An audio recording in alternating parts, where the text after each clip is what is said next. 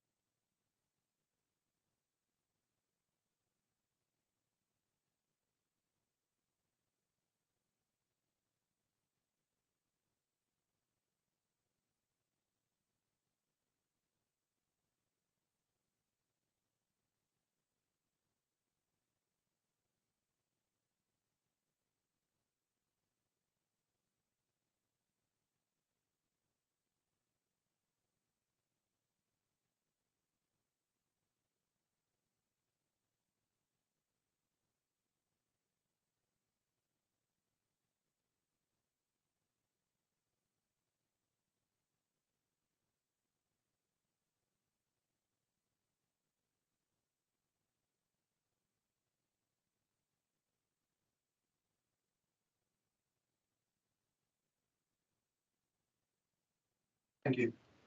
Thank you. Apologies for absence have been received from Councillor Emma Dent-Code, Estella Gomez, and Kathleen Williams. Councillor Pretty Hudd has submitted her apologies for lateness being involved in another council meeting. Do we have any further apologies? Thank you. Does any member have an interest that they should be chaired, pecuniary or otherwise? Yeah, it's one of the items. It talks about the commissioner services, and one of the organizations happened to be one of the founders. Right, it's noted. And I'll take guidance from governments as to whether there's anything in the discussion which councillors should not either opine on or make a vote on. But no one else has today. Yeah. Minutes of meeting held on the 5th of December 2024. Can I first of all take those as being correct? I assume that everybody's read not many minutes of the papers. I think there are a couple of items arising from there that I obviously just met starting. Under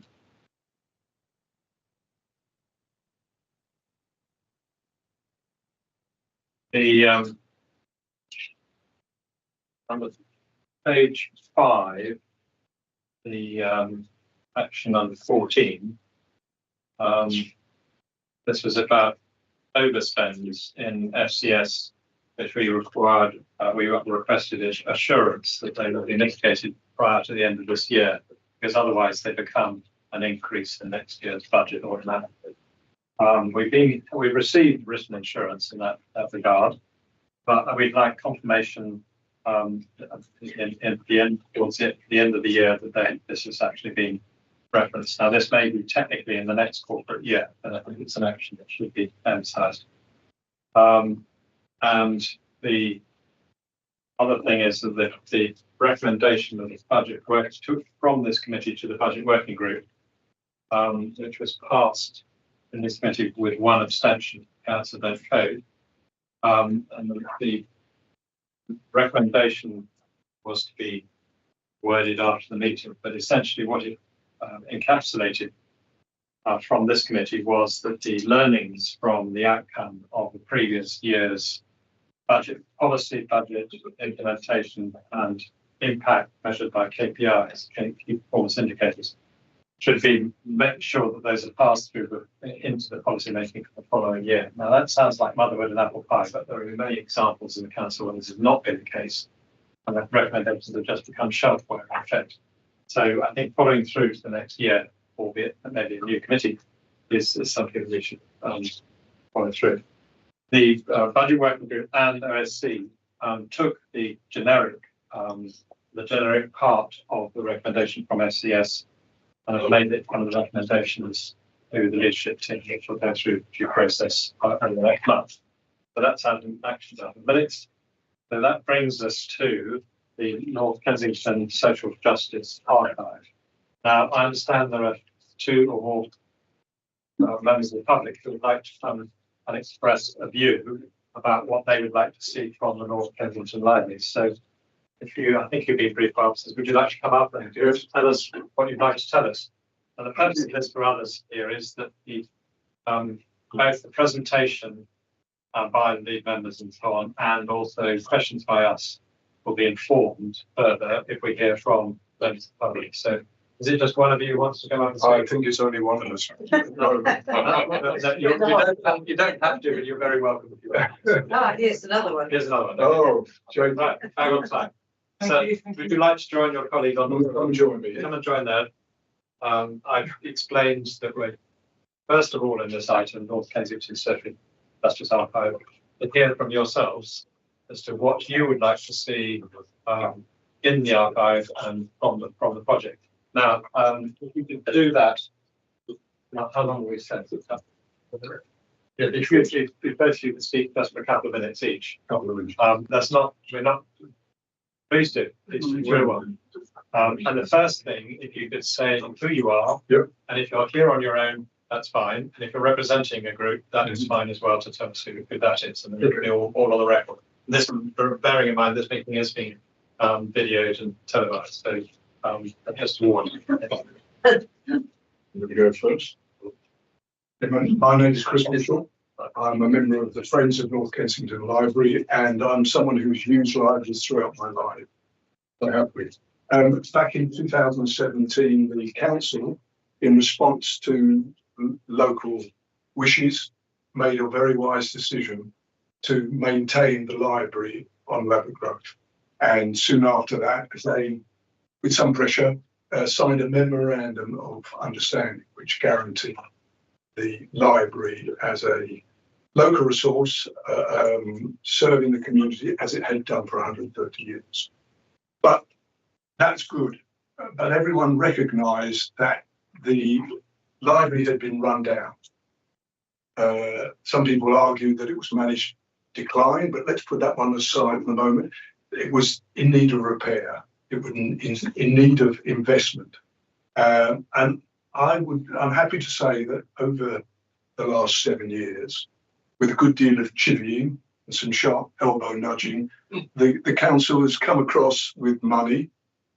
We have a new lift installed, the windows have been refurbished, the mezzanine has been completed, a new computer system has been put in, and more importantly, there's a much wider range of things being offered to the local community, which we feel that's what a library is for. So we come to the social archive, the Social Justice Archive, which was a proposal that came from the Friends of North Kensington Library quite a few years ago, and has taken some time to come to fruition. But I feel that it will consolidate and support the sort of progress the library has made over the last few years. And although I know in the report it talks about access to the library being in the medium term, I would hope that there will always be some sort of access in North Kensington Library for this archive, even though the plan is to expand it out into the community and support both the individuals or groups of people who have archives. I would hope that there will always be something, however difficult it is, to find in the library which people can go to, and the archivist who's going to be appointed can work from. I'll pass it over to you, Jacob. Thanks. Yeah, thank you very much. My name is Jacob Beretti, and I'm a member of the Friends of North Kensington Library. I help put on a yearly event called Our Library Save, but it's also celebrate the library's birthday. And as far as the the archive is concerned, I very much support it. I think it's a brilliant idea. And I was involved in the discovery phase. I think discovery phase went very well. I brought in a lot of people, different people from the generations. It's very broad, and I was pleased how it went. I fed into the report on digital aspects of it, of how digital infrastructure could be. I fed in some ideas about that, which I think quite interesting and exciting. And I don't know if you've had a chance to read the initial report that was put in by SOAS. UCL. Sorry. Just for information, we have a summary of that report, not the full. Yeah. On our papers tonight. Okay. Well, so yeah, I've got some. I fed into that. As I said, to summarize would be a decentralized approach to the digital architecture, putting in the hands of people, more in the hands of people who have themselves archives. And we found out that there's lots of existing archives, and that they would really essentially form. The archive would be essentially formed of lots of smaller archives, and so this decentralized model fits quite well into that. But that's it. The report, is the Well, we can go on. Thank you very much. Thank you. So, My name's Adam Ritchie. I put forward the proposal for the Westway Trust, which over 50 years ago, and that worked. So I'm hoping your proposal for social justice archive will also get forward and get done. I'm not sure if the library is big enough to take it, but it should either be in the library or thing. I was wondering if your committee has read Pablo Sendra's proposals. Have you read it? Do you know what the proposal is? well, the paper that we have tonight, maybe I'll ask Stella. That is the report. Yes. That's what Isaiah said earlier. It's the same report. I'm just checking. It's the same. Sorry, it does actually say prepared by Yeah. Pablo Sendra. But what we have is we have the summary of that report, not the full version of that Yes, report. so wondering if the committee has read it. Yeah. Yes, Yes. they're It's all independent. good. Yeah. Okay. And the assumption I make, Mr. Chair, is that all members of my committee have all read all the papers. So whether that's rational or not, we will see. Yeah. I would just like to say that there are outstanding archives in North Kensington, Yeah. because it has been a centre for people trying for social justice for a long time. And the archives for that are enormous. They're really a lot. Some of them are highly organised, some of them are very haphazard. Archives need a lot of work done on them to be very useful. Right. And we were hoping that this will be an active, available archive with educational input for schools, and it would be a big help in the community for it to exist and to be helped by the council. Thank you very much. I have to. Could I just one quick thing, and that is, I'm hoping that you will support this wholeheartedly. And if you do, I think the council will be in a position to take a bit of credit for conserving and improving a much cherished local building, and public building. We don't have that many of them in North Kensington, so I would encourage you to support A it. reducing number. Reducing Reducing number. Thank you very much. Chair, can I just ask one question about that? Our job isn't really to support a proposal, is it? Because the local authority is supporting it. Our job is to scrutinise. Well, Has gone into the it. next stage, and we're going to hear from the lead member and team involved. Then the idea of hearing from community members first was to help that inform our questions to the lead member and team about the proposal that's in the paper. But if I could just declare a couple of interests, because I didn't realise that it was going to come out this way. I was one of the two, with Kim Taylor Smith, one of the two deputy leaders of the just after. I do remember. And I came to the North End Library, and Eddie Farn and I had a very down-to-earth and positive discussion about the basics of making sure that it didn't fall down because of the lack of maintenance, the roof, windows, etc. And so on. So I'm delighted that it's now being fully used and been improved. And that the view of the community is that the council has actually supported that direction of travel. You were one of the people that was subjected to the chipping. I appreciate that. No, it was an honour to be there. I have to say, the other thing is that I'm a governor of a Colville school in North, and I know that this archive, as other archives do, will help enrich that school's activity for children, not only in the prime curriculum but also in clubs and such like.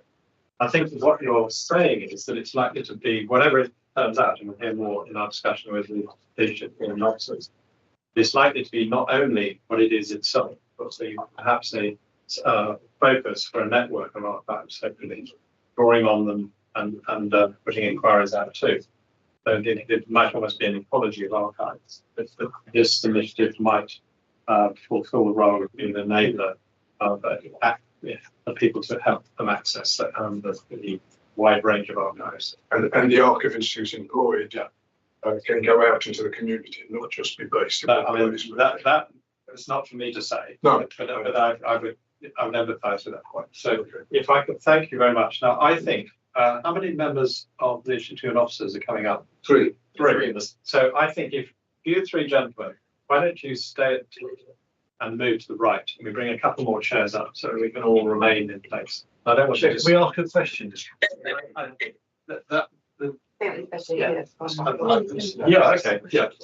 Yeah. So just briefly, gentlemen, you're very passionate about this archive, and you're very pleased that the council has taken this forward. In terms of your vision for it, who do you see using it? Because an archive can be a very static thing, if we're not careful.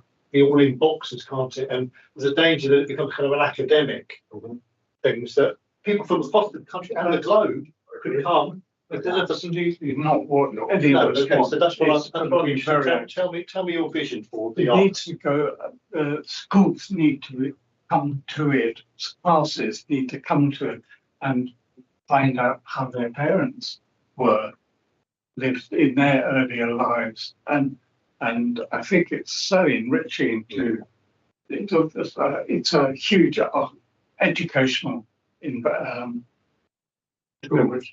school. But there's not only the schools coming to it, it's going to the It schools. must, as we see, that's It's got to it's got to expand be a out into the living community. thing with the archivists No question. taking No question. And the idea also was of the archivist training other people Okay, yeah. who maybe, hopefully, live in the local area. So Yeah. giving something to young people and teaching them archivist skills and stuff. So it has an academic value, doesn't it, for researchers from across the world, really, because of the nature of this particular, unique Educational, part of academic. London and the world, really. So it will have that, but also it has to be something that is taken out and enriches and stimulates young people. Which Very much. really primary school. Community together. If we could, I'm very happy. Sorry, Chair. I'm just. But we'll have more time later. Yeah, thank you. Amanda, did you want to ask a question? No. questions. Does anybody else want to ask? Safe and sort of. Right, okay, so if we, as I was saying, if you could move up, rather than saying you go back, seating, I think it'd be good if you let the lead member and officers come and join it.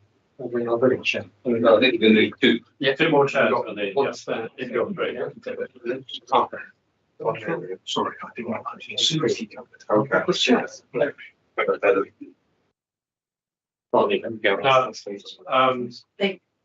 if I could ask, Tim, if you and officers would like to introduce this, but the normal procedure, as you know, is that I assume that all the members have read the paper, which is the summary of the report. And we understand the basics of the project that's gone through the discovery phase as the commitment of the KD and the budget.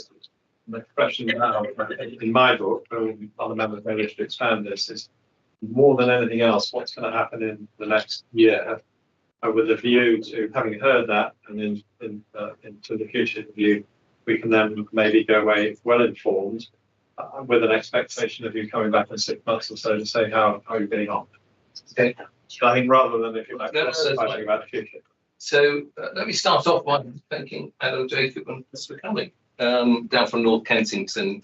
You know, they've been very much a driving force as part of the team of Friends of North Kensington. You're not allowed to have favourite libraries, but I think what we have in North Kensington is incredibly special. And Chris, you talk about other things that we do now, not just taking books out, and I think that's what makes it very special. It's very much a building that's rooted into the community. The community are very active and in the running of the library, and I think if that's something which we can replicate elsewhere, I think we'll be doing a very good job. So the archive, there was a key decision 2 years ago to allocate up to £1 million to create a library, and we've had a lot of time now, including the report, culminating in the report, to do that. I think a couple of meetings ago, somebody described it as glacial in terms of how things were progressing. And I stuck my neck out and said, listen, I absolutely will commit to making sure we get this going and starting. It's going to be something which will be an evolving process. And I'll let Leanne and Ian talk about how that process works.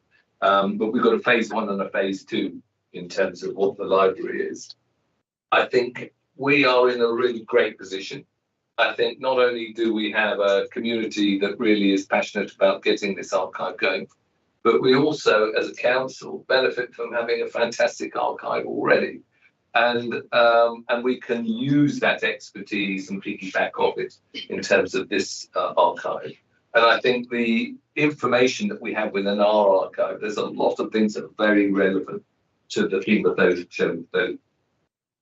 social justice that we have in this, just from doing a scan. And you may have noticed when you're coming up the stairs, is that we've changed it now to putting bits of the archive up on the wall as you're coming up the stairs, rather than the art that we used to have, you know, because there's a wealth of information, as I say, and it's things that the young people, you know, really do need to understand and appreciate. I'm not going to dribble on anymore, apart from repeating my thanks. And then maybe let's ask Leanne if you wanted to just run through the highlights of the paper that we are presenting today, picking up on the point of the chairman of what are we going to get done between now and the next 6 months. Well, I might just introduce it's not sort. And yes, I've been, many of you know, the education service a long time. 18 months ago, started working with libraries and archives, and one of the first things I did in that role was to go along to the North Kensington Library Community Forum, and was really struck by the level of community engagement, the passion for the library and the provision. And one of those early conversations we had was about the development of the Social Justice Archive. We have a community forum at each library, and that's the process Westminster, of course, isn't it too? And whilst Leanne couldn't chair everyone, she does chair the North Kensington Library Community Forum. And I think it's over to you, Leanne, just to share some points about the report, and then we're, as Kim says, we're up for questions and feedback. Okay, thank you everyone. My name is Leanne Bellot. I'm the Borough Head of Libraries and Archives. I won't go back over some that I've already mentioned, but there are a couple of things I wanted to highlight as well. So we have already referenced that UCL consultants were appointed to do the discovery phase. They engage with a wide range of community representation. And one of the ones I'd really like to highlight was work with the young people, particularly around the Youth Council, and also students from Kensington Aldridge Academy. There is a link to the full report from the discovery phase at the, I think it's on the last page of the report that's been provided. I strongly recommend having a read through that when you get a chance, because it is really great what has been captured in terms of our community's visions for the Social Justice Archive. There are quite a few recommendations that have that were put forward, but there were four main themes I wanted to highlight. One was around the governance model of the Social Justice Archive. So when this suggestion came through from the community, the service very much approached it with an open mind and with no real expectation in terms of what it was going to look like, because we very much wanted it to be co-designed and co-developed with the community, and that was the importance of the discovery phase. So I think what came strongly through the recommendations is for that sense of community ownership, and a recommendation has been made to establish the community steering board, who will be working very closely with our Community Council and our archives and local studies team to oversee the Social Justice Archive. So that's one of the first recommendations that have come through that I wanted to highlight. The second is around the location and access points. So North Kensington was already referenced earlier on as being identified as a starting point, as a medium-term location for the Social Justice Archive. One of the things that definitely came through very strongly is actually the North Kent Social Justice Archive. Having a presence in the library there is very important to the local community. So work around having a feasibility study conducted to provide more clarity about what that access point looks like in the physical space is one of the things that we'll be looking at in the coming months. And we talked a bit about activating the archive, because we don't want it to be a static collection. We want it to go out into community spaces. We want it to be an educational resource. We want community members to learn new skills, and I think that learning aspect came out very strongly. There was also a lot around walking tours and actually bringing life to, I guess, exploring the history of the local area by exploring the local area. So very much looking at how do you bring that archive to life by bringing it out into community spaces and not just within a building. So that also came up very strongly. And I think building trust was a theme that really did come out in all of the conversations. It's an opportunity for RBKC to engage with residents' voices that we've not heard before. It's an opportunity to work in a very different way.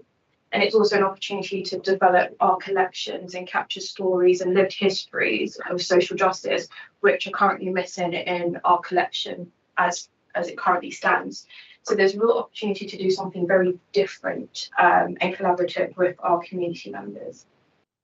So those are the sort of four highlights I wanted to sort of mention here, but I'll move on to the timeline because that's what I think everybody is interested in hearing about. So I think Kim already referenced that there is a phase 1 and phase 2. We're currently in phase 1. And that main, so phase 1 is starting now and will run until the end of April, and it's looking at drafting the terms of reference and the membership model for our community steering group. It will be recruiting a dedicated archivist who is going to be the key staff member delivering some of this work. We will be conducting the full audit of the content and legal status of all of our current existing RBKC collections relating to social justice, and establishing a scanning project with people looking at possibly to digitise some of those collections so they're readily accessible online. It will also start alongside working with this community steering group with developing a draft collections policy for the Social Justice Archive, taking into account the community ownership of some of the archives which have been referenced in the report. The report also identified archives that really exist within the community, so more work is needed to sort of establish those relationships and explore that potential. I've already referenced the feasibility study of North Kensington Library. We've already initiated conversations with property colleagues around that. Working on initiating the website plans for the Social Justice Archive site as well will be started, and we would be starting to set what the outcome measures are for phase 2, which would follow in 18 months' time. Phase 2 we anticipate would start at the end of May and would run between 11 and 18 months. And we haven't gone into more details yet because that will be planned out after we complete phase 1. But the idea of that phase would be looking at launching the full establishment of the community steering board. So that would be recruited up and running. It would be the agreement of all of the policies required to manage the Social Justice Archive. It would include the full developed budget and spend of the archive, we'll also identify with sort of how can I phrase it, the access point would be established at North Kensington Library, continued website development, and then we would also have the full launch of the support activities to go alongside the establishment of the Social Justice Archive, and also the key partnerships for the continued development and delivery of activities around the archive as well. So that's a flavour of the phase 1 and phase 2. I'm so far. Okay, thank you very much. And I guess it's only for 2 questions. Right. So if I could, there are our members, you've all read the paper we have with us. Actually, Irene Dewar, would you like to ask a question? You had one, I think it was on government. Thank you, Chair. I think it's encouraging to see the council supporting this visual project. I mean, my question is, I think it came through some of the details the staff has given is the ownership of the archive. It comes across some points 5.6.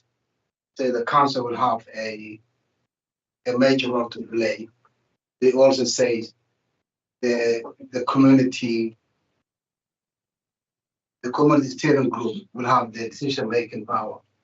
So can we have some clarity on those bases? I mean, it come across the presentation, it will be community-led.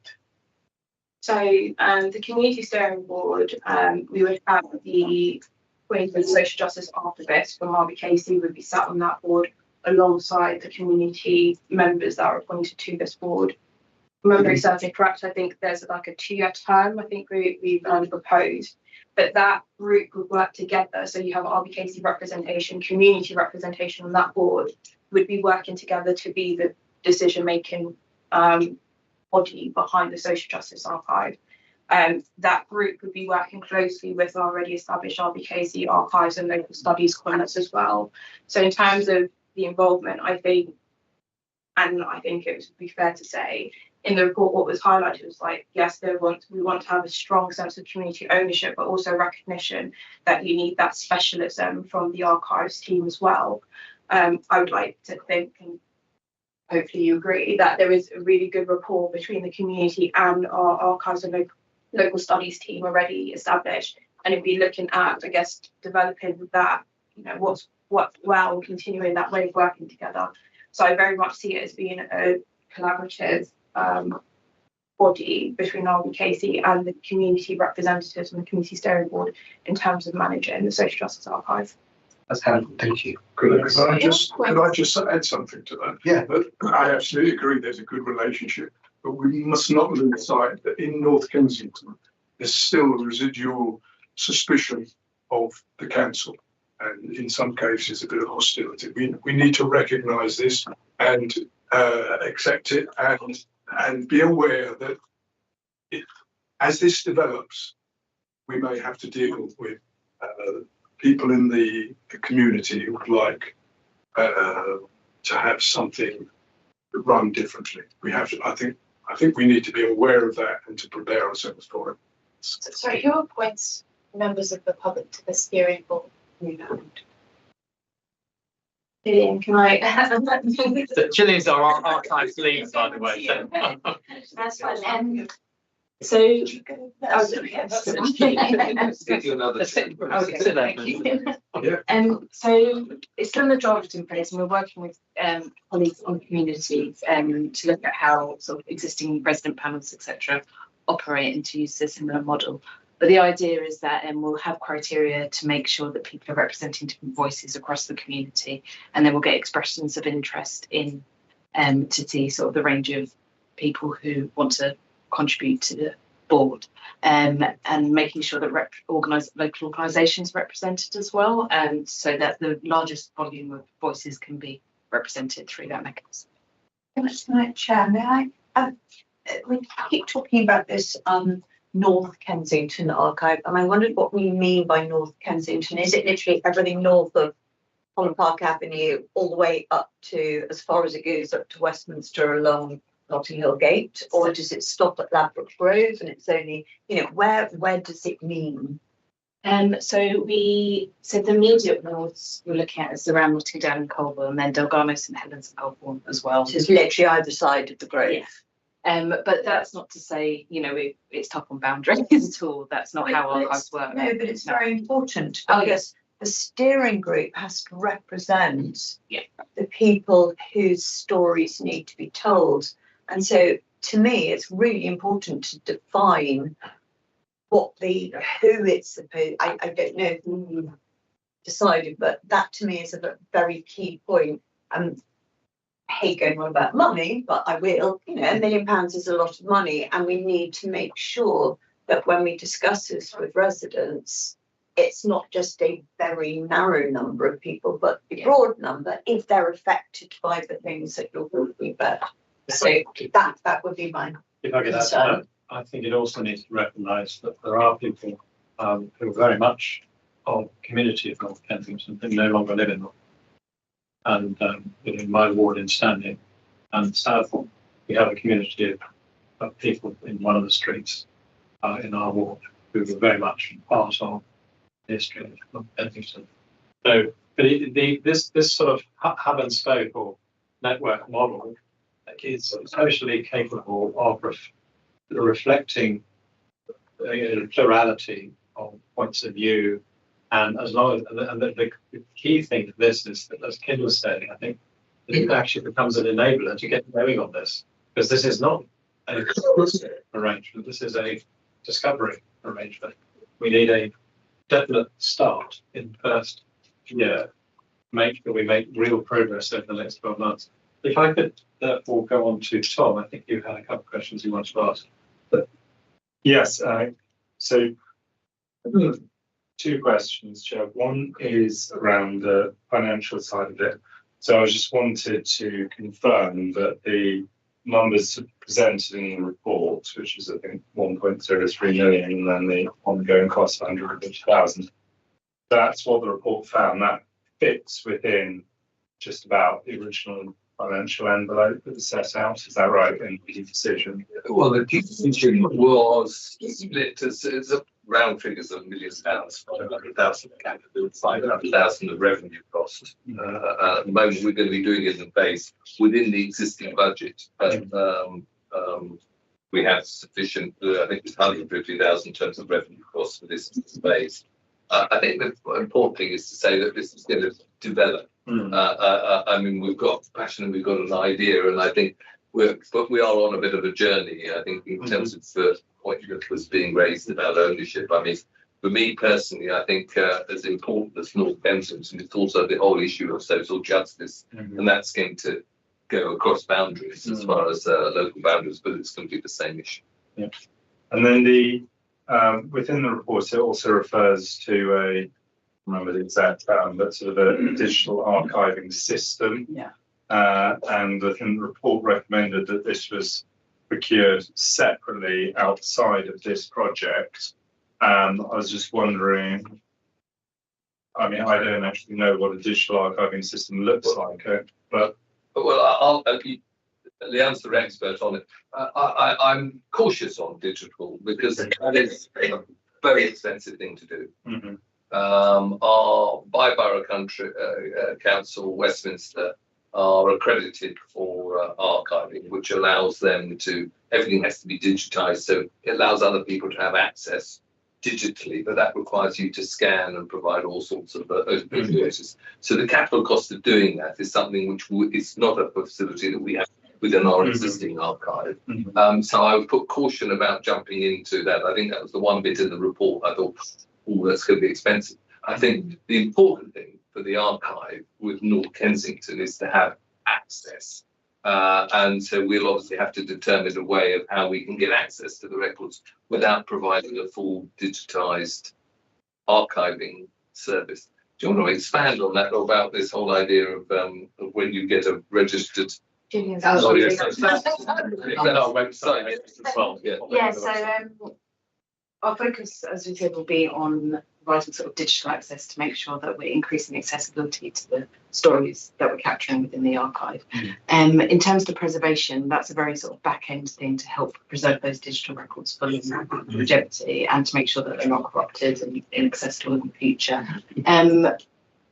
The description sort of about a whole system, it can be a very high end or dancing system, but there are lots of stages in between that. And as we work through this, you know, the initial stages won't be looking at a big high end system because until we get the collection in, we don't have need for something like that. So it's very much a step by step approach, looking at what we're being given, looking at the technical requirements we have to manage those in the way we need to manage them, to preserve them, and then just taking it gradually forward.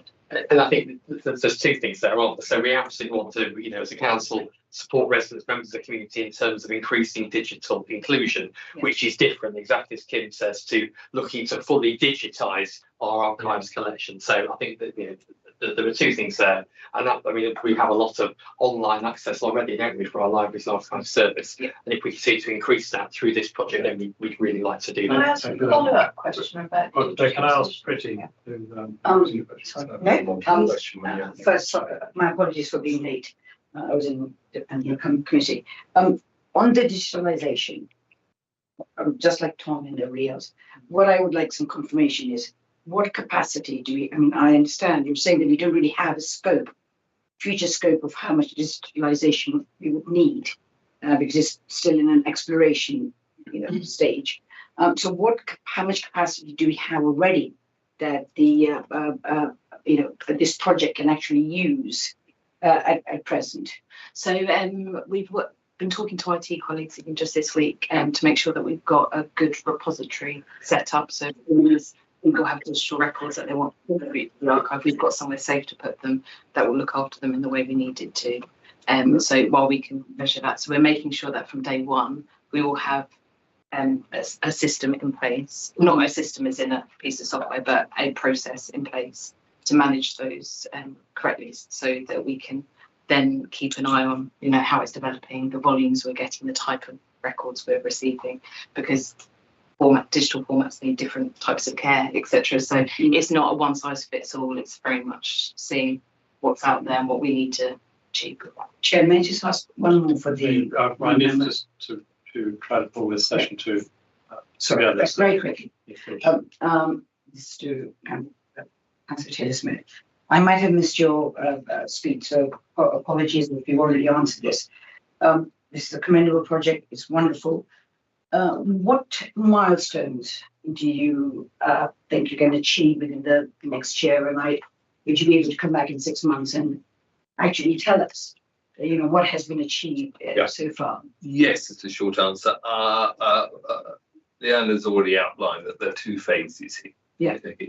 And I think the issue in terms of physically being able to see things will be once we've obviously spec'd the room and we've got access and we've got it working, we're putting the archives in.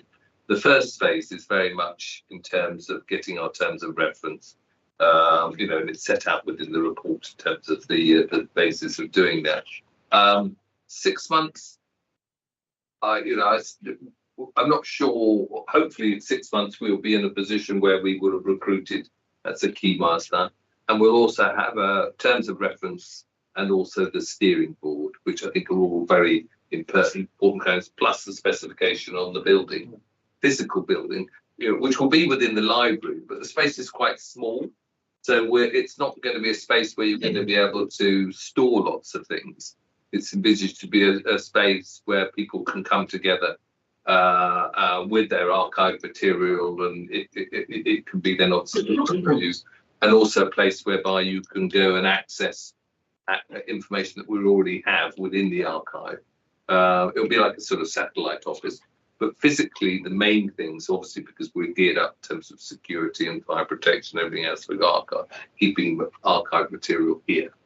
I think one thing to add, I think what and Leanne may hopefully will agree with me, that in the next 6 months, we talk about creating a different kind of archive. Obviously, Gillian, Leanne are our specialists here, and actually North Kensington itself as a living archive, and getting some walking tours going, either led by archivists or local community members as well, so we can really start to share, what's out there in the community, as well as the collection itself, which will continue to gather. Thank you very much. Thank you. Amanda, do you have a? Yes, I do. My question it's not so much about the digitisation. What I imagine that's going to happen, you're going to launch this, and there's going to be great excitement in the community, and as we've established, the community could be quite wide. And you're going to become a dumping ground for an awful lot of stuff. And do we have the space? People's sort of letters and photos and God knows what for 50, 70, whatever years, which is obviously the aim of it. If we can't even digitize everything as we're going along, we haven't got the financial resources. I'm just really concerned that we're biting off more than we can chew or pay for. That's my Is that one of the things that's going to be worked out in phase one, as to how we get the balance right? Yeah. Would you actually sort of say, no, sorry, we've got I think we're beginning to examine in more detail what could happen. And my duty as chairman is to try to pull this together. And I think that the paper represents a milestone in terms of, as Kim says, he wants to get this going. I think it's absolutely very important that we support the project as scrutiny committee. We support the division into 2 phases, and we would like to ask if you could come back, both the community and the officers and the lead members, come back in 6 months' time and say, broadly, this is phase 1 complete. I know it may be 7 months or 5 months, but that can be worked out by officer. We're going to report back about phase 1, which specs what's going to happen in the second phase. Because a lot of what you're asking about is, I don't think anybody's in a position to know that at this stage. It's not a question of knowing. Our job surely, by scrutinising things, is to ask questions that will frame how things are done and what you think about it in this next 6 months to a year.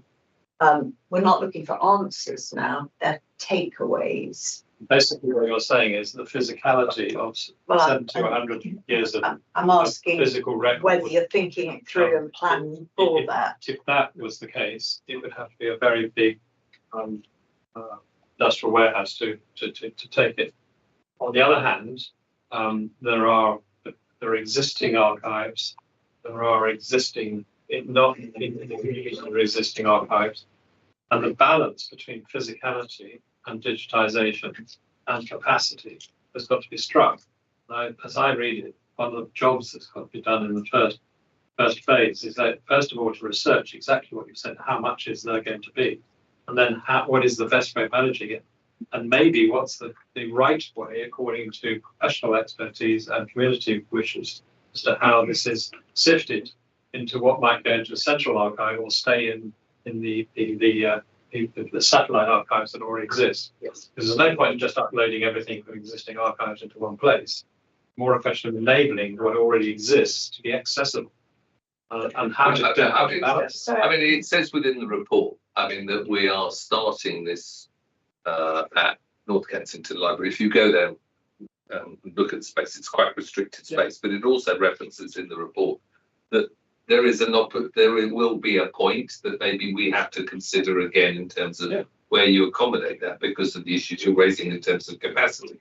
We have got, correct me if I'm wrong, Gillian, but we've got the equipment that allows you to digitize and scan stuff. We've got that. Okay. So we have the ability, whether or not we've got enough capacity, that's an IT question, or whether or not we've got enough physical places, because obviously you're going to get videotapes, you're going to get cassette tapes, you're going to have all medium, and that's something when it comes to specifying the rooms that we have at North Ken Library, we're going to have to look at in terms of how people can access this information and how you can get from an archive which we've got here secure in the town hall up to North Kensington for people who can see it, and vice versa. Amanda, I You know, think so your question- it is going to be an evolving thing. Quite frankly, It that's is the going sort to of be an response. evolving thing, yeah. The next thing is, how are we going to link in with the National Archive? Because presumably we would intend to do that, wouldn't we? That's the bit that I was raising the flag on, and you could explain about what you would need to do to be able to get into National Archives, because it's expensive, but Julie, Right. you go ahead. So we work with the National Archives all the time as part of our professional remit. You know, they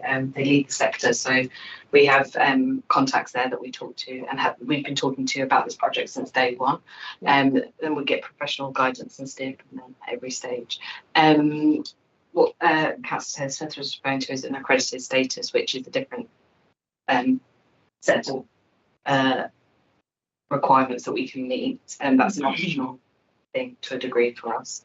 But in terms of getting that steer and guidance from the sector, we've got that. We've had that from day one. So And the discovery phase involved, that Pablo led, involved conversations with the National Archives. All that's in the full report. As I say, the link is there for you in the pack. Yes, thanks. Yeah, in North Kensington, we are struggling with space, and obviously the library came about. We're trying to save our spaces, and if capacity does come an issue, I'm sure we can list a whole number of spaces that we feel have been sort of taken, and maybe we could sort of give them back, namely the former Westway Information Centre, Lancaster School.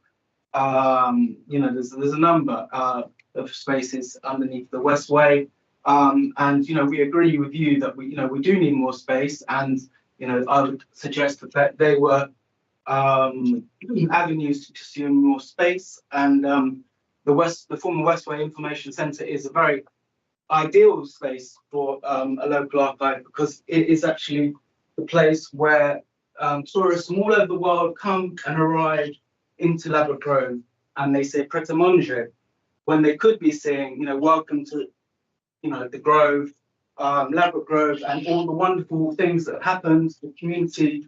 And it was actually formerly, it was the Mangrove Steel Band rehearsed there. We've got history there. They were forced out, so it's lost space. So I think that personally, the former Westway Information Centre is a brilliant space for the community. Also, I would like to consider that budget and the amount, the sum, it's sort of relative, and a lot of the budget is down to sort of decision making that the council is aligned with. So the money we've got is sort of aligned with the council's ideology about spending and stuff like that.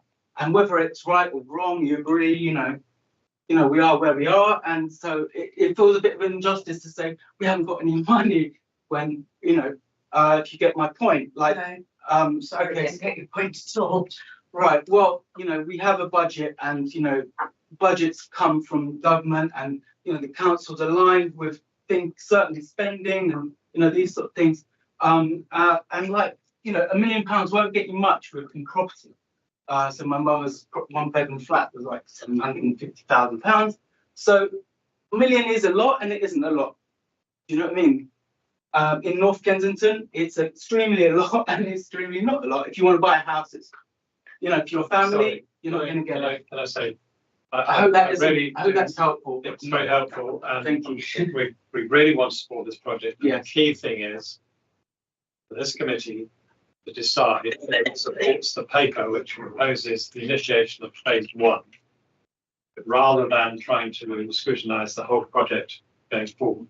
Because until we have phase 1 in place, and until we understand what phase 1 has taught us all about what is both sensible and practical and feasible from technical, financial, and all sorts of resources, we won't be able to make fully. It's a very good question you asked about the amount of archive. Also, there has to be some limit. I've got another good question for you, Chair. I think if we could draw this to a conclusion. Now I would like to ask my question. All right, well, one final question. Okay, thank you. I wanted to ask the Friends of North Kensington Library in particular, but not excluding the gentleman who was initially involved with the Westway Trust, I believe. is the key driver for you in this the actual archive, the maintenance of the archive and the spreading of the archive, or is it the life of the North Kensington Library and the community?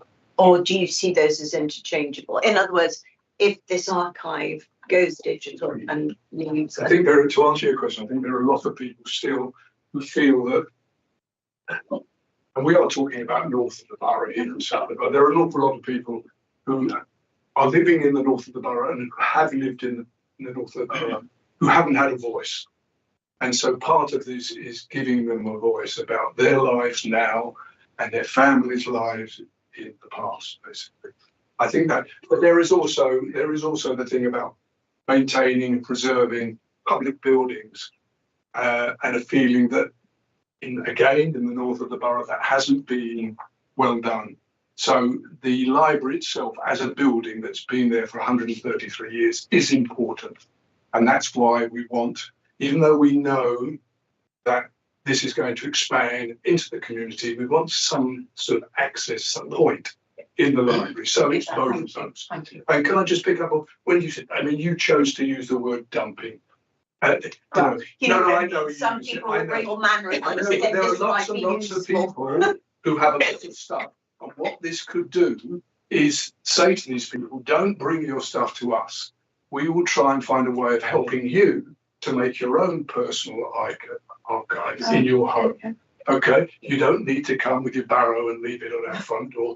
We can help you to do it. So I was trying to make that point earlier on, that it will become an enabler for the community, absolutely, rather than doing it for or to the community. Right? It will enable the community to live an active archive, that personal and those bits that they make public. So, Will, can I make one question to be raised, to be answered in the next time you bring a paper? The direction of travel for libraries is not in a particularly good one nationally. How in 5 years' time are you going to be making sure that the right number of people are coming through this library to make it viable? And I don't want an answer now, but I do want it in 6 months' time. David, that's definitely something for 6 months. That's what I said, Will. Quite right. This is why I'm saying. But footfall and membership in our library has improved every year for a number of years. So the direction of travel nationally is in the wrong direction. And if you can be the exception, that's great. And I think we're very sure that it can be. And we need the council's support, as we always have done, to make sure that is going to happen. I think just to say that there's a whole broader transformation piece of work that's underway. Actually, in both boroughs, we have a bi-borough libraries and archives transformation board that I chair, and we're just working through a plan what the actions will be. That will also, I think, come to you, Kim, for decision. And I should also say that on the back of everyone's feedback tonight, and the community's been so helpful, we will now work with Kim to draft a key decision report about the implementation, which of course will come back to you in the normal way for any further comments you might have from Kim for next decisions. She's had a hand up. Right, all the time. Sorry. So just a quick question about the content. I understand that this might not be something that's been decided on at this process, but in terms of decision making, who decides? Is it the steering committee that eventually decides what content is put into exhibitions and is shown, sort of put on display? Obviously, it's activated, it's part of walking tours and it's shown to children and so on. And at what stage of the process will we be aware of that? And the end of phase one. The end of phase one. Is that? Would it be correct to say at the end of phase one we will know that? Yes. And who decides? So it'll be in both the remits of the archivist and the in the terms of the program. And that's all part of the work in phase one. Indeed. As established through the steering board, a collections policy. That will hopefully answer your question. That will be thought through the board. This very big committee now back to the focus of this, which is we have a paper that sets out where things are now and the ambition to move forward without delay in 2 phases. And can we ask that after phase one, which answers many of the questions and sets the parameters for phase 2, that after the end of phase one, that you come back here and tell us how you're getting on. I'm just as interested in those answers, but I don't think we're going to develop them today. You pose the questions, and the job to be done in phase one is quite a big one. So we look forward to an excellent report and the views of the committee as to how that's, the community of how that has been done at a meeting, albeit it'll be in the new corporate year, so for the new committee, in fact, that's the way our governance works. We reform ourselves every minute. So thank you everybody who's participated. And I would just draw it to a conclusion by saying that I propose that we recommend to the lead member the adoption of this proposal, and that we also, as part of that, ask him and his team to come back in 6 months' time with the community who participated in that phase one and show us the milestone that we reached at the end of phase one. And then we hopefully will be moving to physicality and digitization phase two, governance and all that aspects, which is really where it's going to happen. So thank you very much. Thank you very much. Yeah. So if we could then move on to item A5, Local Safeguarding of Children Partnership Annual Report. And we have two guests, Jane Humphries. And do we have a badge? Yeah,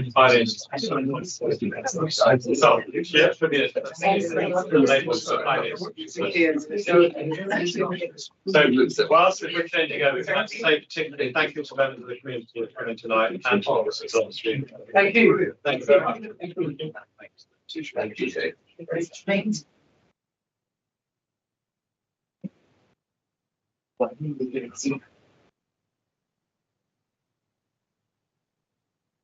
No, thank you very much. The LSCP annual report is a report of the work of a multi-agency local safeguarding children partnership across Kensington and Westminster.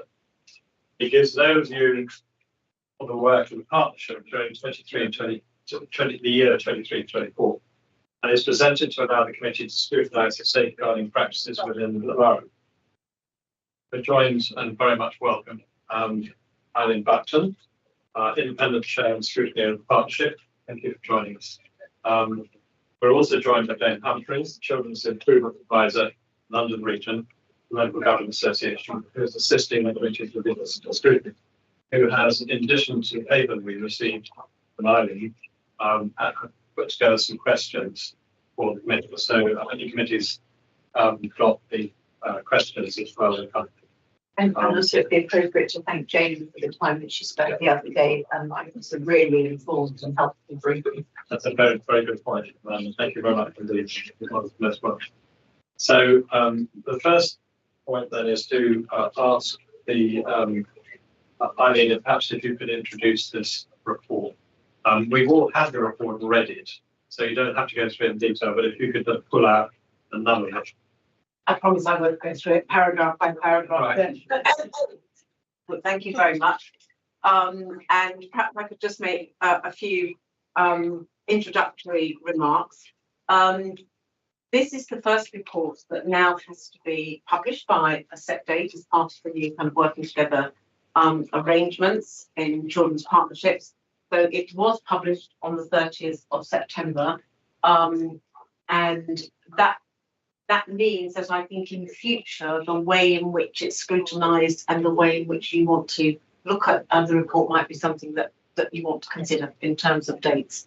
But for this particular year, we met the requirement to publish on time, but obviously there wasn't time before that to put anything else into place. So it may well be that there's other things that you want to look at. What I would say about this particular year, so this is the year 23-24, one of the priorities during that year was to focus on recovery from the pandemic. And I think that you will see in the report that there is quite a strong emphasis on the concerns that many agencies shared coming out of the pandemic in terms of what happened to children and their families during that period. So I think there are some quite significant themes within the annual report that relate to that. One of the things in particular that I would draw to your attention is that you will see that there has been quite a leap in the number of referrals And that might be something that when you first read it, that that was of concern. It is something that we would expect and that is in line with what was happening nationally. Because what actually happened, if you look at the number of referrals over a few years, what happened was the number of referrals fell quite dramatically during the pandemic period. And actually, it was that was the real concern, not that there has since been a growth, because that's what we would want to see. That doors are kind of opening up again, that children and families are in contact with a whole number of kind of agencies and partners, and the referral rate has gone up appropriately. So I wanted to kind of reassure you about that just at the start. You will see too that there's some quite kind of detailed work that was undertaken in terms of the recovery programme. One of the emphasis is on a real kind of focus that I think was led by the two councils, but was very much a multi-agency piece of work with a real focus on schools and on kind of the education sector, because I think we all recognise that during that time, that following the pandemic, attendance was a concern. The kind of welfare of children during that period, their ability to come back into the education system and be able to learn effectively, all of those kind of issues were of concern to us and a number of agencies. And I think you will see examples of agencies very much working together in the kind of education setting, whether the emphasis was on domestic abuse or whether it is on kind of early help or facilitating kind of children's well-being in returning into the education system. And I think that work during this year lays a very good foundation for the work that is now kind of taking place in terms of the new arrangements in terms of working together, where it's very much kind of emphasised the need for education to be a key partner, both in terms of the kind of strategic arrangements that are in place in the oversight of the partnership, but in the day-to-day working of agencies working together. So I think that work lays a good foundation. You will find examples in terms of domestic abuse work and serious youth violence. There are one or two cited examples from Kensington and Chelsea in terms of some kind of good practice and the evidence there that it has made a difference. And I think, again, that one of the things that we have been concentrating on during that year was making sure we are making a difference. One of the things that I'm pleased to say that I think the partnership is a mature one, and this was recognised by Ofsted quite recently in the inspection. So it is a kind of partnership where people, I think partners can challenge one another, which actually leads to a healthy partnership. In my view, it means that children and young people are safer as a result, because everybody is taking their kind of responsibility and has their, and there is a sense of accountability towards one another. So there is, again, the bread and butter of the partnership is so fundamentally learning and development. And I think there are examples in this report of the different ways in which that happens. Sometimes it's through training, and there's quite an extensive passage in there about the way in which we've looked at the impact of the training, the impact of the learning. There are the learning kind of sessions that take place in multi-agency, learning kind of sessions, learning lunches, learning seminars that take place to embed learning and reflection. I think I was very pleased to see that in the kind of Ofsted report that there was a kind of acknowledgement of that kind of reflective practice, which I think you will find across the different sort of agencies. I think there are also some very kind of good examples of agencies working together and a real emphasis on multi-agency training, as well as the individual kind of organisations undertaking their kind of training themselves and their learning. And that I just wanted to say as well that I think another foundation that happened in this year, which would be very helpful moving forward, is the kind of strengthening of the relationship between the partnership and the voluntary sector. And we now have very regular input from voluntary sector colleagues, and I would say some really significant challenge, both in the partnership meeting and then also being able to feed kind of issues. into the executive. And I think that's been extremely helpful in making sure that the partnership is getting safeguarding messages across to all communities across both boroughs, because they give us the kind of guide and the kind of indication of those people that we need to get messages out to. So it's very important that we have those relationships established. I'm presenting this report to you tonight as the independent chair, but I've actually ceased to be independent chair because in the new arrangements, I was independent chair of the year in question, but I've ceased to be now because of the new arrangements in terms of working together, where there is a much greater emphasis on all the key statutory agencies working together at the most strategic level, and that has created some difficulties in London of working out how, in terms of, for example, the Metropolitan Police, how they covered 32 boroughs at a very senior level. But there are, I think, good, carefully thought out, delegated arrangements that have been put in place so that each borough has a system where the key statutory agencies are taking joint responsibility for the oversight and the governance and the kind of management of children's safeguarding arrangements. And for the first year, the chair is the Director of Children's Services, but in some boroughs it may well be a health kind of a senior colleague who's taking that responsibility. But here in the borough, it is the Director of Children's Services, and I will remain as the scrutineer. And part of the scrutiny role changes to some extent because there has always been an element in the independence of the chair of the scrutiny element.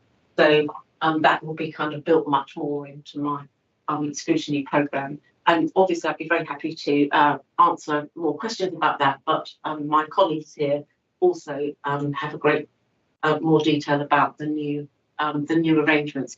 So I will leave it there, Chair, and we are very happy to answer any questions.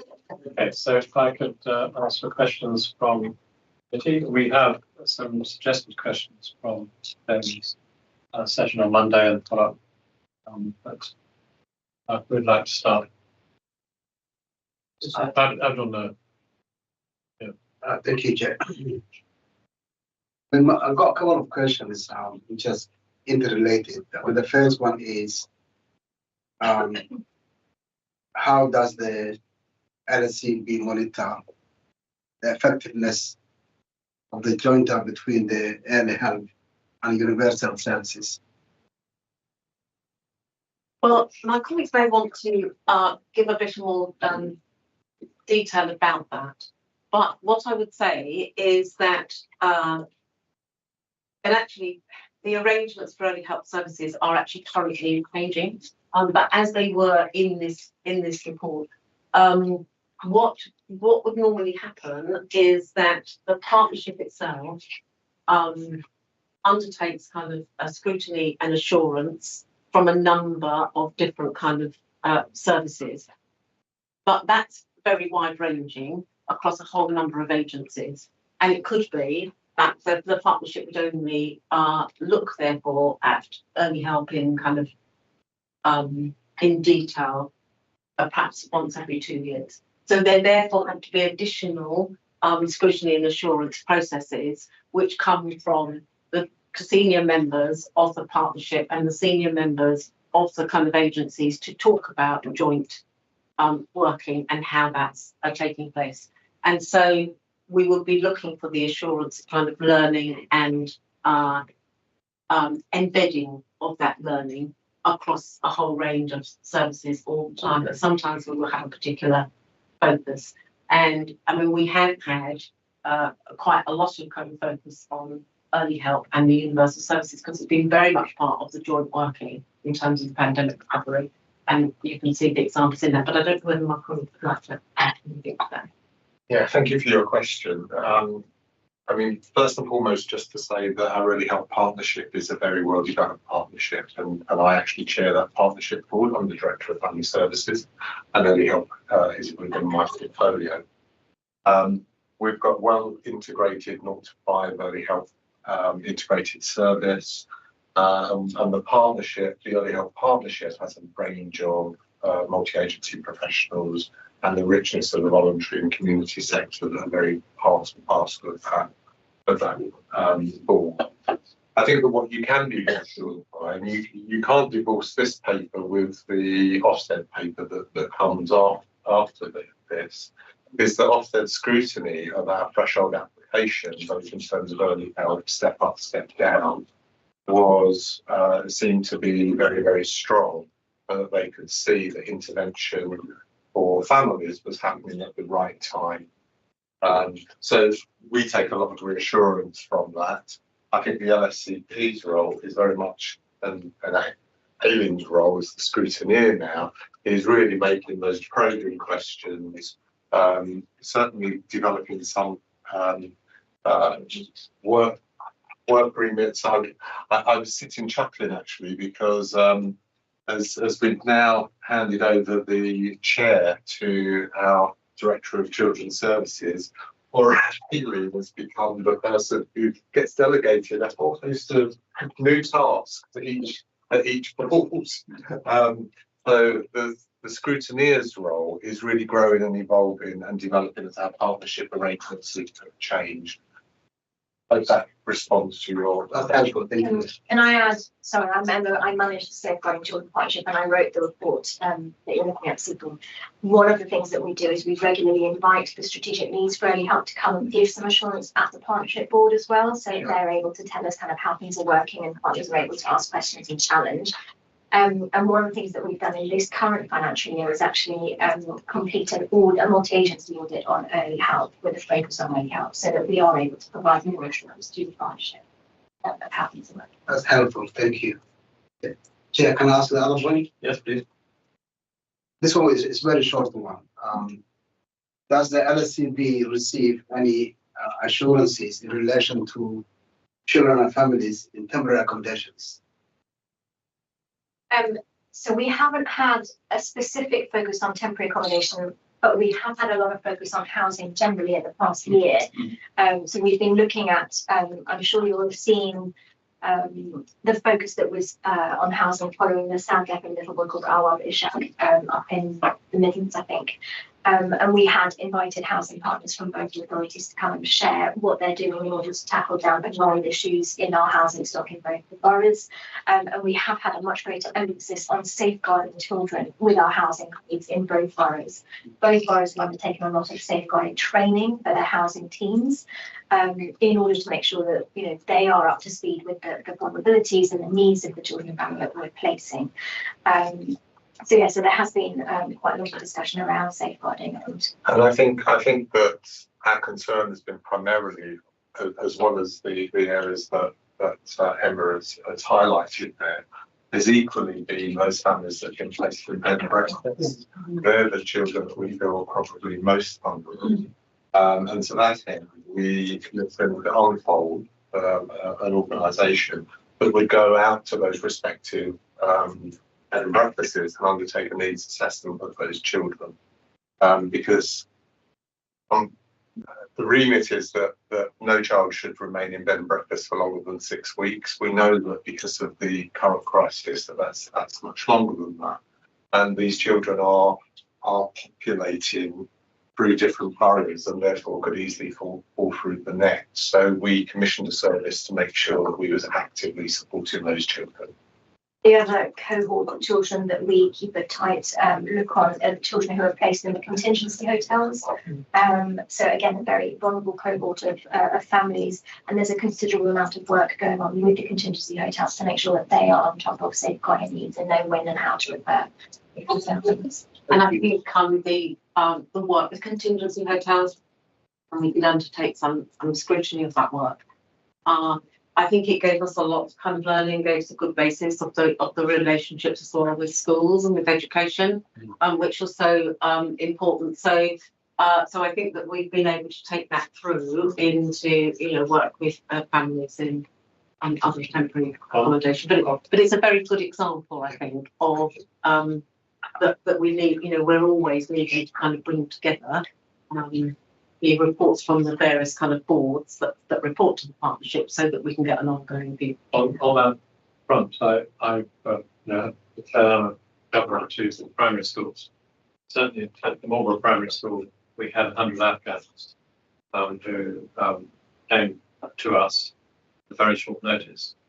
And one of the primary roles of the teaching staff was to get to know, as they do know, each individual pupil in the school normally, to get to know those 100 and their families and where they were. And they were in the hotels and all sorts of accommodation being moved around. And then during the COVID period, some of our pupils actually went back to home as far away as Poland, and enabling weekly interaction with their class teachers with Chromebooks whilst they were living in Poland was the length to which they went. So the question I would like to ask around that is the role of schools, particularly now that many of the schools are, either working very closely with nurseries or even bringing the nurseries into the schools. I mean, in Marlborough, for instance, it's 9 months onwards with children coming into the school with special educational needs and autism provision as well in the same physical building. And I'm also governor in a hospital in the NHS, and it's extraordinary talking with people there, be they administrators or practitioners. They have no idea that their footprint with children is very small, very specialised, because they're essentially an acute needs service. And even with GPs, after you've gone through the sort of red book stage at the beginning of your life, saying how old I am, but that's with our children, and that's different now.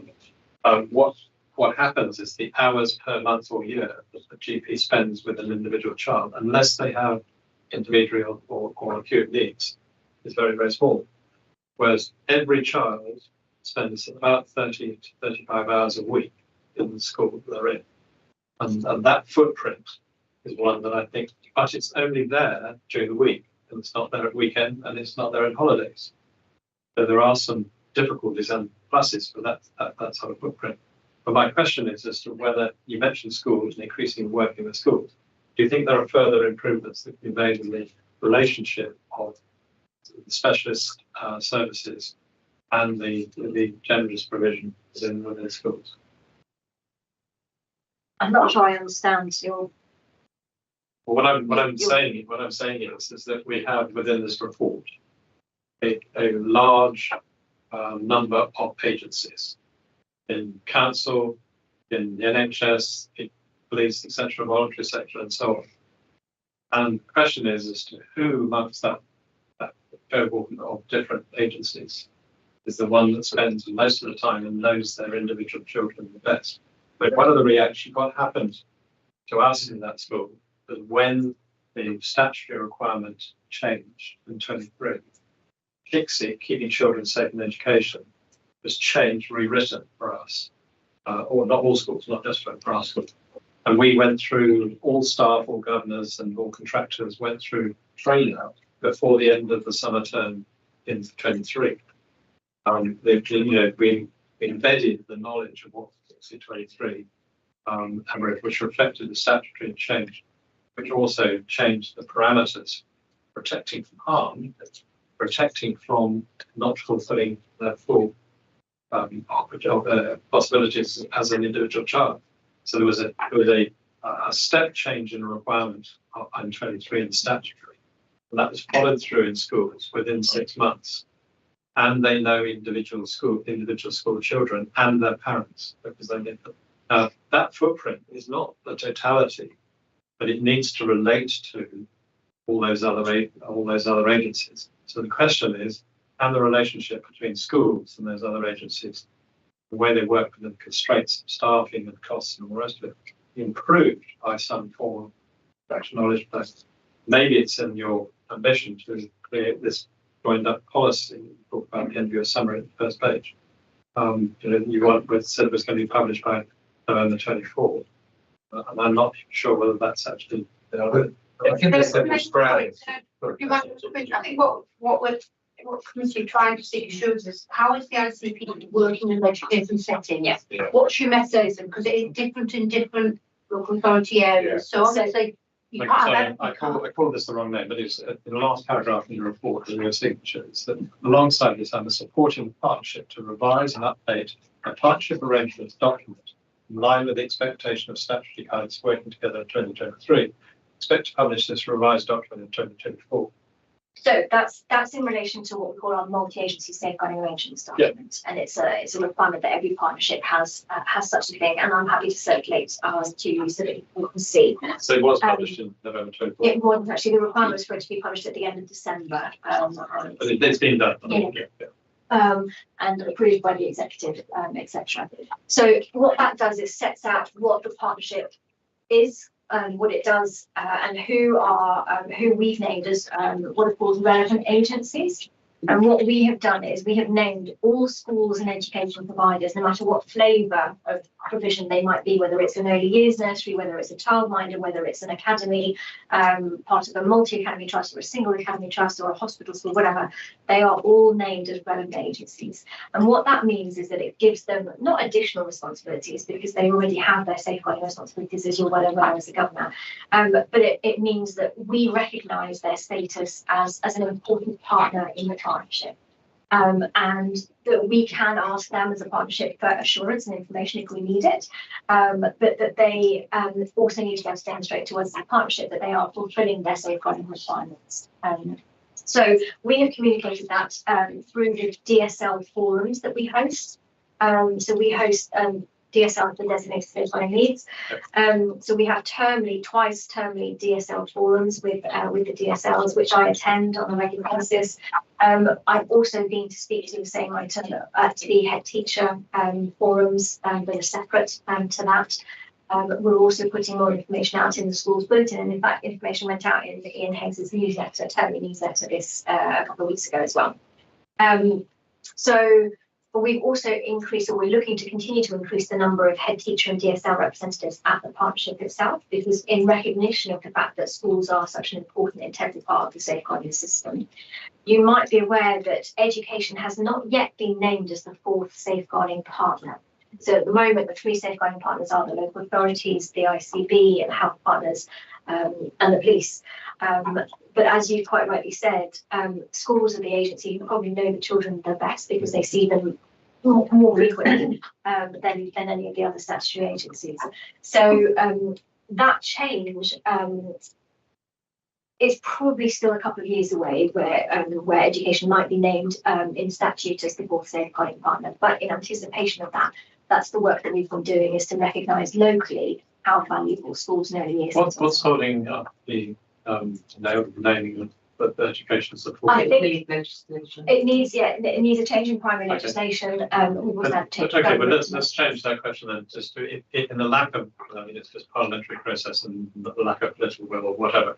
But the key thing from the protection and assurance point of view is what practical steps can be made now to improve the relationship, which may be made statutory, but maybe enforced. Make the relationship between the schools and the other key agencies a better relationship. So as I described, the things that we're already currently doing in order to make sure that we're hearing from a range of different education providers. If I can say the name, in my opinion, the naming of schools as the fourth safeguarding partner is almost a bit of a red herring, because actually I think it's very difficult to get one potential representative for all the flavours of education providers to sit at the partnership and be the voice of all of those different flavours of provision. We already see that with health, where that can sometimes be a challenge because of the fragmented health economy. The education economy is even more fragmented. So I think that's a bit of a red herring, but I think what we are doing to make steps to continue to have a dialogue with our DSLs, who are fantastic professionals, and as you say, know their schools and their populations really, really well. To keep encouraging the attendance at safeguarding training by those professionals. That works really well. We've got great attendance at both the local authority training offer that's offered through the LA, but also the multi-agency training that I coordinate. The dialogue that we have on a regular basis with those forums, I think, is invaluable, and the growing number of DSLs who are attending the partnership itself and our subgroups. So we are making those efforts. Thank you very much, Sonia. Yeah. Where do most of the referrals come from? Which settings? So private? The majority of referrals coming into children's services still come from the police. They're the primary referral, but the second after that is education provision. Yeah. Right. So yeah. So it probably makes sense. So the police have a duty that if they're called out to an environment where a child is out, that I have a responsibility to refer into social care. So does the number of referrals or the direction you guys come from determine, I suppose, your allocation of time and resources in terms of who you engage with? Would it make more sense there? Sorry, focus more on speak up, sorry. So we're saying the referrals come mostly from the police and then secondly from education. So does that determine the settings in which the referrals come from? Does that determine where you allocate your resources or your focus? It's not the organisational setting that determines the response. It would be the nature of the referral. Yeah, because so therefore you would have each referral that comes in, we have a MASH arrangement that looks at the information and then rank rates the urgency of the referral.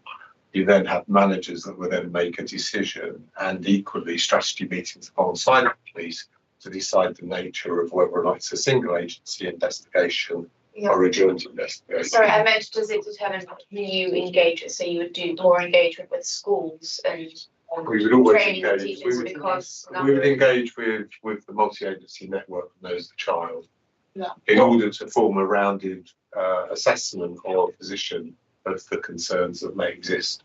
What I will say that we try to do is where we see what's more interesting sometimes to look at is where we're not getting referrals from. Yes. And then thinking about how we target those partners and raise awareness with them to make sure that they know how, when, why they should be referring. So we do a lot of that with, say, for example, voluntary sector providers and private kind of institutions who may not be as aware as some of our statutory partners like where to go, who to speak with. Absolutely. All right, I'm just. And we publicise that on our websites. Yeah, we have a lot of information on what to do, when we come into the council webpage or onto the LSNP webpage. But I think, that's, for me, that's the more interesting nuance is kind of where we do the same for LADO referrals, where are we not hearing LADO referrals from? Where do we need to kind of turn our attention to in order to use that? And just out of interest, this may not be something but say, for example, a teacher or a nurse or someone has a concern about a particular child, they call the police, but they don't really, there's no real allegation. It's not necessarily a police matter at that stage. Do the police then refer them to a local organisation or to someone who is able to help them handle the issue or who is able to help? So I suppose in my experience, unless there was a crisis point, it would be unlikely for a referral to go straight to the police. Yes, I just if someone didn't know where to go and I'll just call the police. Most referrals would tend to come to the local authority. All right. And then again, as Glenn was kind of explaining, that the referral gets triaged, if you like, and we try and rate it and kind of go, okay, does it meet threshold for X, Y, and Z? And if it doesn't meet threshold for involvement from statutory services, then we will signpost to other resources and services that might be a better place for help and support. And that might be, universal services, voluntary sector providers, for example. Yeah, and then help. Thank you. Yeah, thanks, Chair. So over the last 15, 20 years, there's been a number of cases across the country in towns from Rothbury to Telford to Rochdale of these horrific child sex abuse gangs. And, it was never policy where the authorities there sort of sweeping the problem under the rug. It was never the policy to prioritise community cohesion above the safety of these children. So how would a councillor sitting on a scrutiny committee in one of those towns 10 years ago have spotted that? And how can we therefore be reassured that something like that would never happen here? Because it wouldn't even necessarily, or in those cases, it didn't necessarily show up in the police statistics because they were also one of the groups sweeping it under the rug. So, yeah. There's been a lot of change in relation to cases of child exploitation, child sexual exploitation, which I think you're alluding to. There's been a huge amount of education and awareness raising in the whole sector, the professional sector, on that issue. And even the language that professionals use now is very different today than it was 10, 15 years ago. We used to use terms like child prostitution, for example, which we would never dream of using today. So I think there's been a sea change in terms of how different agencies, including the police, including health partners, including education partners in the local authority, respond to such cases. I think we would be foolish to say you can never say never. But certainly in our local area, we haven't seen the same modality, the same profile of cases that there have been in some of those localities that you mentioned as part of your question there. What we've seen in terms of exploitation and the local profile is much more, it's peer on peer. So it's young people abusing other young people rather than kind of organised groups in the same way that we've seen some of those high profile case reviews that have been published. We have a strong record here of working on the national referral mechanism for children who might be at risk of exploitation. So we're working with the Home Office on I call it a pilot, but it's been going on for so many years, we can't really call it that anymore. So we have a very strong multi-agency lens on the children that we think are most at risk. And that piece worked well, and that was recognised in the recent inspection as well. I think the other important aspect of this work as an elected member, who thinking about what you might look. I mean, one of the greatest protections, not just in this particular area, but in others too, is ensuring that services listen to the child.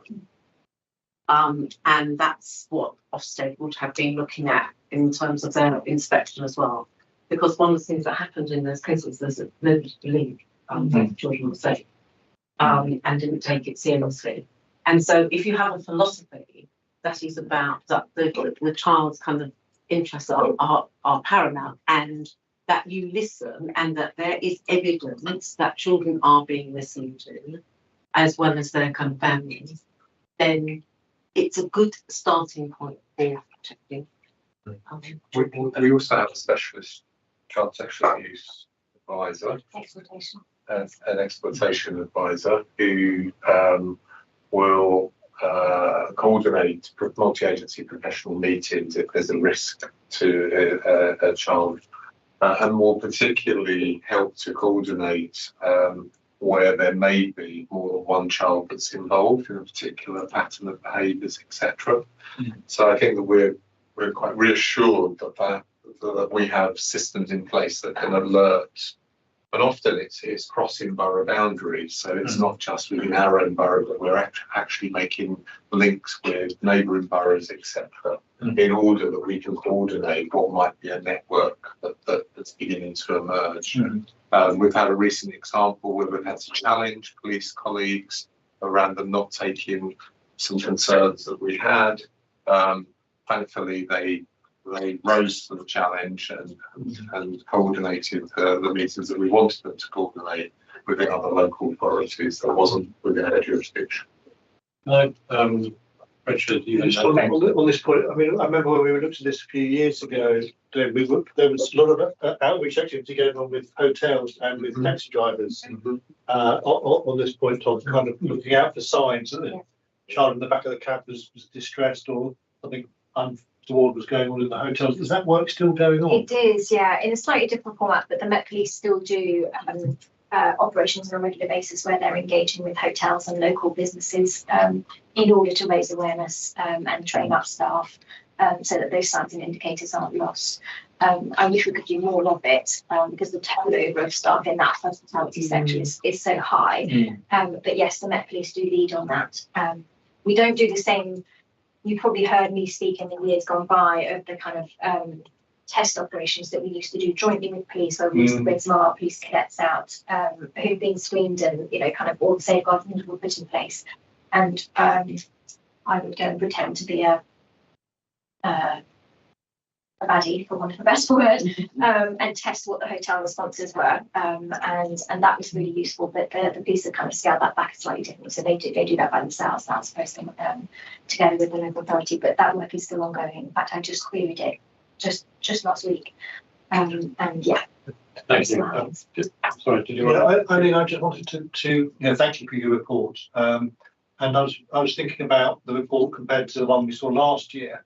Very similar kind of ground that it covers. I think transitional safeguarding is the new element to what we've got to learn. But I'm just wondering if you kind of stood back and you're thinking about what was different or what has changed, or what risk factors are changing in terms of child vulnerability. Is there anything you'd want to flag up to us? One of the things, if I may, that we have spoken about just recently in the partnership is actually child sexual abuse, but familial child sexual abuse. And we had invited the national panel. You may be aware that the national panel recently published in November a report on familial child sexual abuse, recognising that across the country, probably the numbers of children being identified and referred in are way lower than they probably ought to be. So we've had a really good, robust discussion about that at the partnership this year. And we invited the Centre of Expertise for Child Sexual Abuse to come and present and show us what they think the risk is for children in our localities. And we're going to take that forward in terms of thinking about what further training and awareness raising we might need to do with staff in schools, staff in other settings as well. We'll continue to do some work with our health partners on the development of the North West London Child Sexual Abuse Hub as well, in order to make sure that we're meeting the needs of those vulnerable children who are being harmed. I think that you would have seen that the report identifies the priorities for that given year, and they will change year on year, or they may continue depending upon the nature of them. But obviously, locally for us, exploitation and serious youth violence has become a heightened area of concern. Particularly, we've seen in the last year these 2 incidents of gun violence that's happened within our communities, which has been unprecedented. So we know that that's an area that we need to attend to.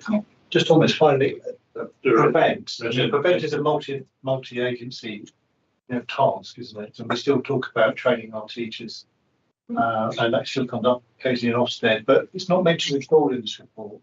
Do you think it should be? I think there's a limit as to how much, I suppose, I can write in one report when I'm also asked to be keeping it brief. So there's lots of other safeguarding work, I suppose, that happens that doesn't necessarily get a mention. So it's not to diminish the importance of Prevent. In fact, Prevent are on the agenda for the April NSCP, and both Prevent teams are coming to We had them come with reports before annually. Okay, I just think it would be useful to have that kind of assurance in the actual annual report. when they come to see you, it might be a good question to ask as to, because the government recently has been making some statements, I'm not totally clear about whether Prevent is purely to do with terrorism or whether it's a broader brush agenda. And if it's only going to be to do with terrorism, then what is going to be the initiative to deal with I think the rest of it? We can certainly ask our Prevent colleagues that, but I think what they would say if they were here today is that Prevent ultimately is a safeguarding initiative, and that in order to get the best response for a young person who might be referred to Prevent, we need to think with a safeguarding lens, and good Prevent teams will do that. And I have confidence. So a much broader lens. But also that the area that we're alluding to is going to be subject to a national review, so there will be recommendations that will come out, I'm sure. Because I mean, the shootings, there weren't terrorist shootings. These were, as you say, there was, siblings, not siblings, but one person in the community similar age to the other. And I think that's something that will continue to be a priority. And as I said at the beginning, I mean, I think this particular annual report and the previous one was very much kind of reflective of coming out of that pandemic period. And I think that agencies did very well, I think, to recognise what the issues were, what was kind of manifesting itself at that point, and responded. But now, as we kind of move forward, there will be new priorities that reflect kind of. Maybe that's a good point to ask David what your question was. Emma, you talked about how there'd been a complete change, or maybe partial change only, in the way in which officers talk about those who are on the receiving end of child abuse and so on. And I note that on page 70, you've got twice, and I've underlined it, key learning, professional curiosity. And I'm sure that is the case here. But would the same people, such as yourself, but in a different borough where it was going on, nevertheless have thought that they were demonstrating professional curiosity 10, 15 years ago in these places? So I just express slight concern that actually, for all that you've said generally, and I'm not saying that here at all, that maybe there's been less change than there might have been. That may just be an observation that is best left here, but I just leave that. I can't speak for other areas, obviously. I can only speak to the boroughs that, the partners that we work with here. One of the themes that does emerge from learning reviews, both that we've done here and that are published nationally and in other areas, is that the importance of professionals having that professional curiosity, and it doesn't matter what form of harm we might be concerned about, is we need to be curious, we need to ask questions, we need to hypothesize, we need to bring the network together and talk it out. And I'm pretty confident that we do that well here, but there will always be cases where things may not present as being imagined. I will reiterate what I said earlier on. We've just come from an inspection, a very thorough deep dive into our work, which looks at thresholds, looks at referrals that are coming in, and then our subsequent response. And we have to be reassured that we are responding to the information that's coming in. We are having to forever promote curiosity of our multi-agency partners who may be interfacing with children and who may not be picking up the signs and symptoms of child sexual abuse. So that's the area in which we have an educative function from the LSCP in order to raise people's awareness in relation to the signs that what that behaviour may be telling us. If I could, sorry, Freddie, I just wanted to say that one of Jane's points she raised on Monday was Kensington Chelsea multi-agency partnerships have not been subject to a joint targeted area inspection, JTAL. And how confident are we that LSCP multi-agency safeguarding movements are about? It's a really difficult question because, as I said, we haven't had that type of inspection, so that will be the test ultimately. But I'm reassured on the back of the recent Tools and Services inspection, who picked up on the fact that we have got the local authority has very strong relationships with its partners across the multi-agency. The fact that our partners are responsive when we do ask them for information. That's the key, of course, when we ask them whether they respond. It's the terrible. It's too early probably because we haven't got enough learning. The sort of thing that there were flags raised, but they don't. We would be very careful to prejudge that situation. But the point I'm making there is not trying to prejudge that.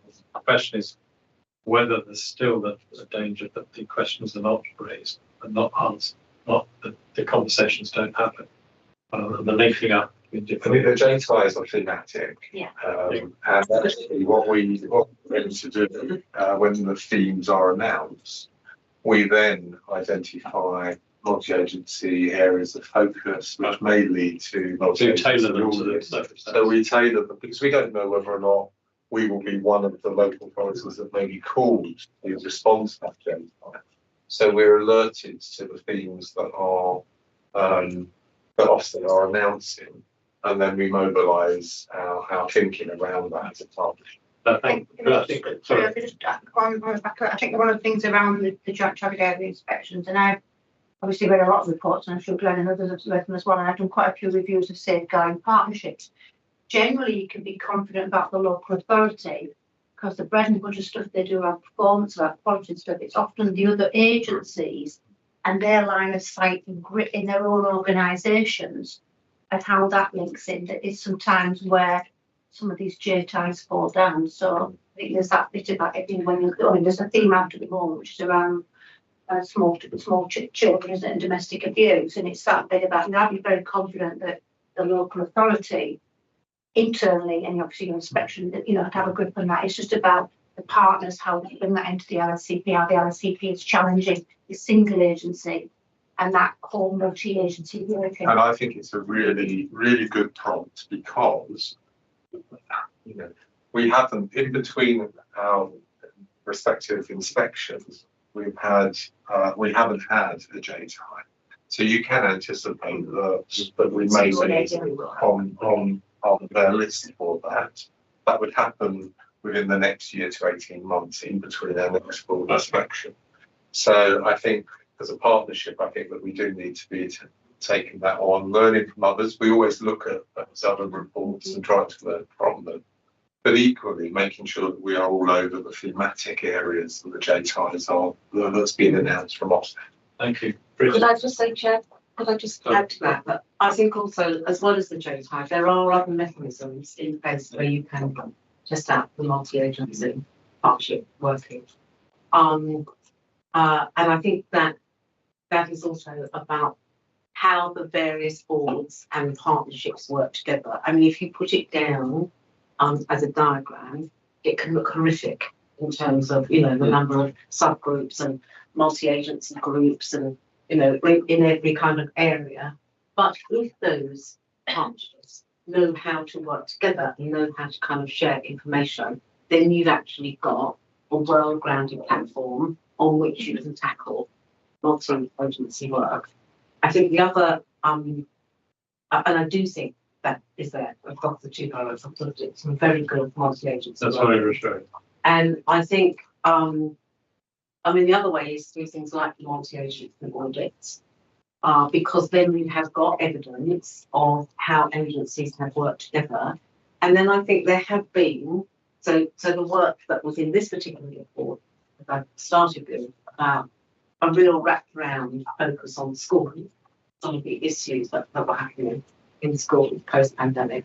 I think there is evidence of other agencies taking initiative and you know, working together with that effect. And when I've sat in on cases that are being discussed as a kind of multi-agency, you know, so a rapid review or, you know, something to that effect, I have been really impressed by the way in which agencies reflect and work together. And, you know, I do think the council gives leadership, but I don't think it runs the show.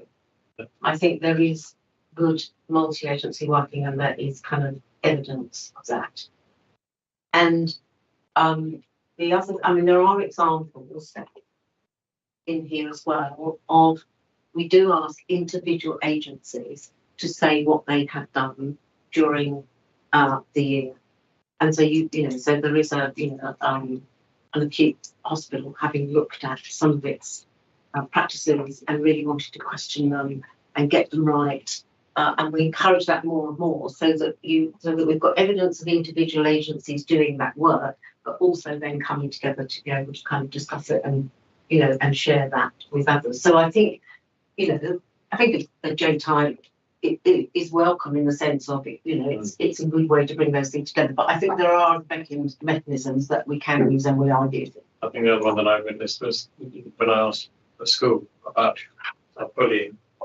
Best answer came from a panel of children, one from each year group. Mm.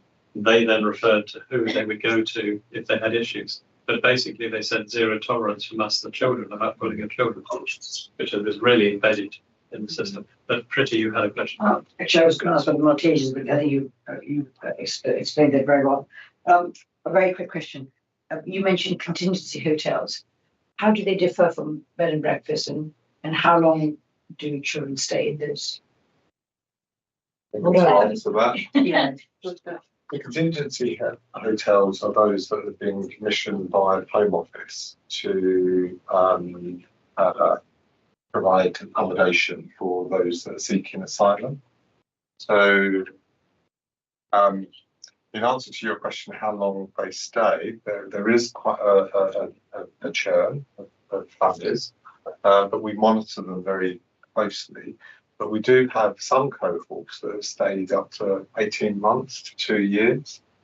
So it can be quite, you know, for quite a long time, and that's within a hotel setting. So if you can imagine raising a child in that environment, then obviously we would want to put in as much support as we possibly. You as an authority have a list of. Yes, yeah, we monitor that thoroughly in terms of the hotels that are stepped up as contingency hotels, who's in them, what support they're getting, and particularly for the children, are they accessing health? Are they allocated a school if they're of school age, nursery provision, etc. So we have an outreach team that supports those families within the hotel. Thank you. Thank you. So, has everybody asked the questions they need to ask now? And I have one more. Serious youth violence.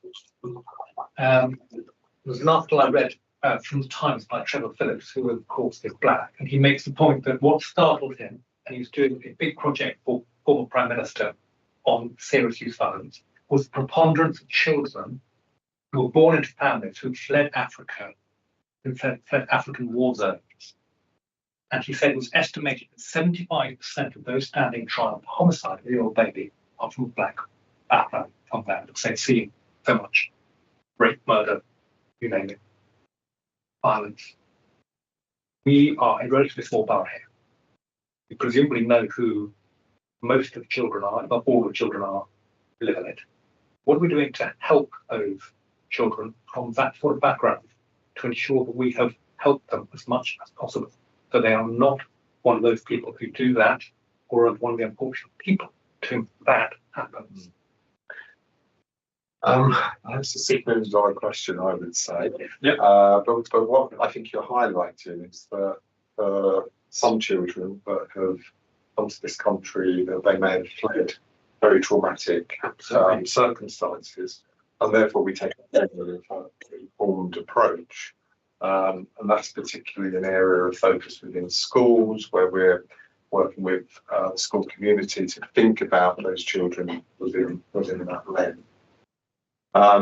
Obviously, as children mature and get older, there is the concern that they may be brought into being exploited criminally, etc. And we would want to try and avert that as much as we possibly can. And there's a range of services that we have, including our detached outreach team that's public health funded, that we very much promoted. Our youth offending service, for example, for those that where they're on a trajectory of criminality. But equally, our other services that engage these young people that may have a propensity for violence, where we're trying to divert them and give them other opportunities, thinking how their life can be different. I think it's sure I hear that, but my question would be, are we dealing with them as a cohort or as individuals, and giving those who are particularly prone perhaps to it the right amount of help for them, so that they are not one of the unfortunates? I think there's a variety of responses, and I don't think one size fits all. Yeah. I think that there are individual support that happens to some young people.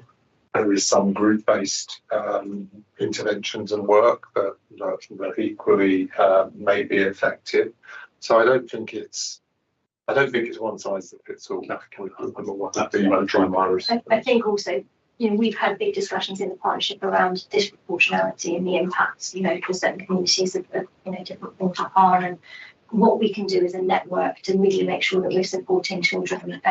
The work we do with schools, also around inclusion, is really important in this space also. So I think it's a multifaceted approach. And we have to continue. Thank you very much. I think we've the report was very useful. Thank you for the report, and James help in addressing some of the questions that we can ask, and the forestry had from some officers today.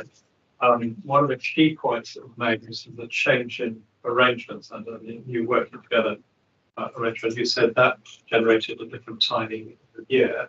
So are we able to grasp now when we should be timing this for next year's? So the annual report must be published by the end of September each year going forward. So as long as that report is finished by the end of September, you can have it pop up on your schedule. So sort of, if we suggested October for timing to the next committee, because then obviously it's the next committee to decide their work programme. Yeah. But it may well be something that officers could then build into a future potential programme. Yeah, what you might want to do, and I don't know if the adults board works to the same timetable, but what we've done previously is present both safeguarding reports on the same day. They are trying to work to the same schedule. That then raises the question about whether there are things that can be done by early appreciation and interventions in children that actually reduce potentially problems of the adults. Yeah. And age group.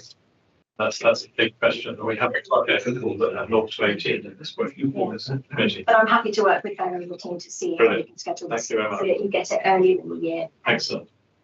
Well, if I may just like to say one thing, which is I think this committee is naturally very keen to make sure we scrutinise properly this area, and there's been quite a lot of testing questions because it's such an important area and one that would cause an awful lot of difficulty if it weren't properly done. But I think it would also be wrong. I would very much like to say I'm very aware of the work that's done here.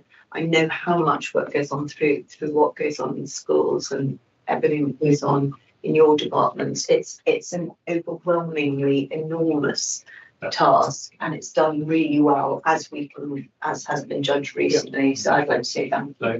I think that any of us who've been governors are equally what Amanda says, grateful for what is done. So thank you very much. Thank you. We can move on to the next bit.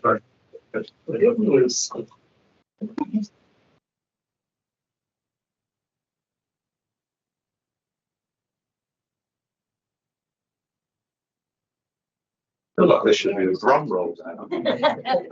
It's not now. You might get some congratulations. Congratulations, but not now. It's not for me. No. Yes, Catherine, if you could please worked on the basis that we've read the report. I will, yes. But if you could introduce them. Well, first of all, I just want to actually echo what you've just said, Amanda. I was about to start to thank Aileen and Emma and Glenn because, as you say, it's absolutely at the heart. And we wouldn't get Ofsted reports like this if it wasn't for all the teams that work so closely with Glenn's team to safeguarding is the heart of everything that we do and our children's safety. So thank you to all of you for this, and it was a great report. So thank you very much. You have all read the report, so I won't sort of blow on it too much, but it is amazing. There are just a few things I want to pick out, very little ones that you might pick out. Sorry, Catherine, I'll just interrupt. Thank you, Aileen. Thank you very much. Thank you very much. Because I just think that's so key to highlight. So first of all, Kensington and Chelsea family and children at Kensington and Chelsea received the right help at the right time. I mean, absolutely number one, and that's what you've just all been talking about. Children in need of help and protection receive a highly effective service that is both timely and responsive to their level of need. Absolutely, that was just such a sort of key statement. The experienced and committed social workers know their children well and talk about them in a caring and nurturing way. I mean, I find our social workers completely extraordinary. We're so lucky to have them in this borough. I went to visit them to congratulate them all on this amazing work. And just to hear their commitment and how much they love the work and how loyal they are to this borough. Actually, they really, we retained them very well here. And just to flag up, there's a fantastic little film on our social media about one of our care leavers talking to one of our social workers, Alfred, about how much Alfred has meant to him and how much their relationship has meant to each other. And Alfred's basically been like his father since he's been in this country, and he's done incredibly well and got a master's degree. I mean, just been an absolute superstar. Is that something that the officers could give us a link to? Yeah, yes. I'm sure they could. But it's just a lovely thing to watch because to me it encapsulates actually the care of our social workers, but actually all our staff in children's services. How much they really love our children. It goes beyond just caring for them, and there's a bit in it when he says, you know, what I really love it, Alfred, is that you're sitting next to me. And that's the thing I always go, they're next to all our children. They're there whenever they need them. And, you know, just it's amazing what they do. Obviously, I want to point out that the commitment to children's services is underpinned by financial investment by the borough that has been both strengthened and widened services. I point that out because obviously it comes back to the discussions that we have around budget and how much I fight for the budget for children's services, and particularly for our social workers, because, you know, I know if that changes, then our standards might drop and we can't let that happen. The voices of the child, parents and partner agencies are central to development services. And also that's again what you've just been discussing, is that we hear the voice of our children, we listen to our children, as well as to their parents, as well as to the schools, as well as to the police. So all you've just been talking about is really key. And I was very pleased to see that the systemic practice, the whole system practice of working with everyone, was properly recognised in this report. And then lastly, we were just really proud that they noted that there was an exemplary learning culture in Kensington and Chelsea. And this was learning by the fact that, you know, we listen and then reflect on everything we've heard and then use that as to how we can improve the services that we have. So I will finish there, but with huge congratulations to Glenn and to the whole of your team for such an amazing Ofsted report. Thank you very much. I've got a question, if I may. It was an incredible report. I read it with great care and pleasure. It would be remiss, however, not to bring this one section, isn't there, the children in care that gets so only a good, I mean, which is still very good. So if I just bring up the howevers then, so it's at 19, 20 and 21. Could you just talk through what's going to be the follow-on? So that we're talking about the permanent for a number of children not being considered quickly enough, the process for the IRO oversight for RER, and then lastly, the interview doesn't result in clear understand factors which led them to go missing. So just to make sure that we're not just sitting going, yippee, this is true. First of all, I think it's fair to say that we did challenge them on the areas that they identified there, and they did come back and say, we have to tell you it was a very good. So, you know, they wanted us to be reassured. You know, I did have David whispering in my ear just earlier on, this is what's expected. You know, we do expect our services to be exemplary and outstanding. So the areas that they identified, how do I say? And they didn't actually make the recommendations. Interesting. There's only 2 recommendations. So we will complete our annual self-assessment. They will be in our action plan, and that will then determine the actions that we will take on those recommendations. And yes, there are only 2, and you're right to point them out. One was around, what they did say was around our permanency planning for children in the adoption process was strong. However, they believe that for some children, and actually there's only a very small minority of children that are in what you would be calling permanency planning, the cases that they identified, I think that we could have argued a lot longer, but they gave us very limited time. They flagged the issue up on the Thursday morning, and we literally had an hour to supply them with a different narrative in order to turn their views around before they then said they wasn't going to accept any more evidence. So we had a very narrow window of time to convince them of an alternative That's interesting. position. Because Ofsted is busy telling us, certainly from an educational setting, Ofsted, that there's lots of time for that dialogue in between. And if you have a complaint, as it were, about anything, here's the number to call. Is that not the same? But I just on your behalf, I mean, I think what you all said, that this was an incredibly rigorous inspection and absolutely the opposite to schools, when they'd been quite gentle with them and quite nice, was that they were really, as you say, gave you little notice. They came in, they asked for vast amounts of information in a very short period of time, and they picked up on, they were very finicky around this actual point.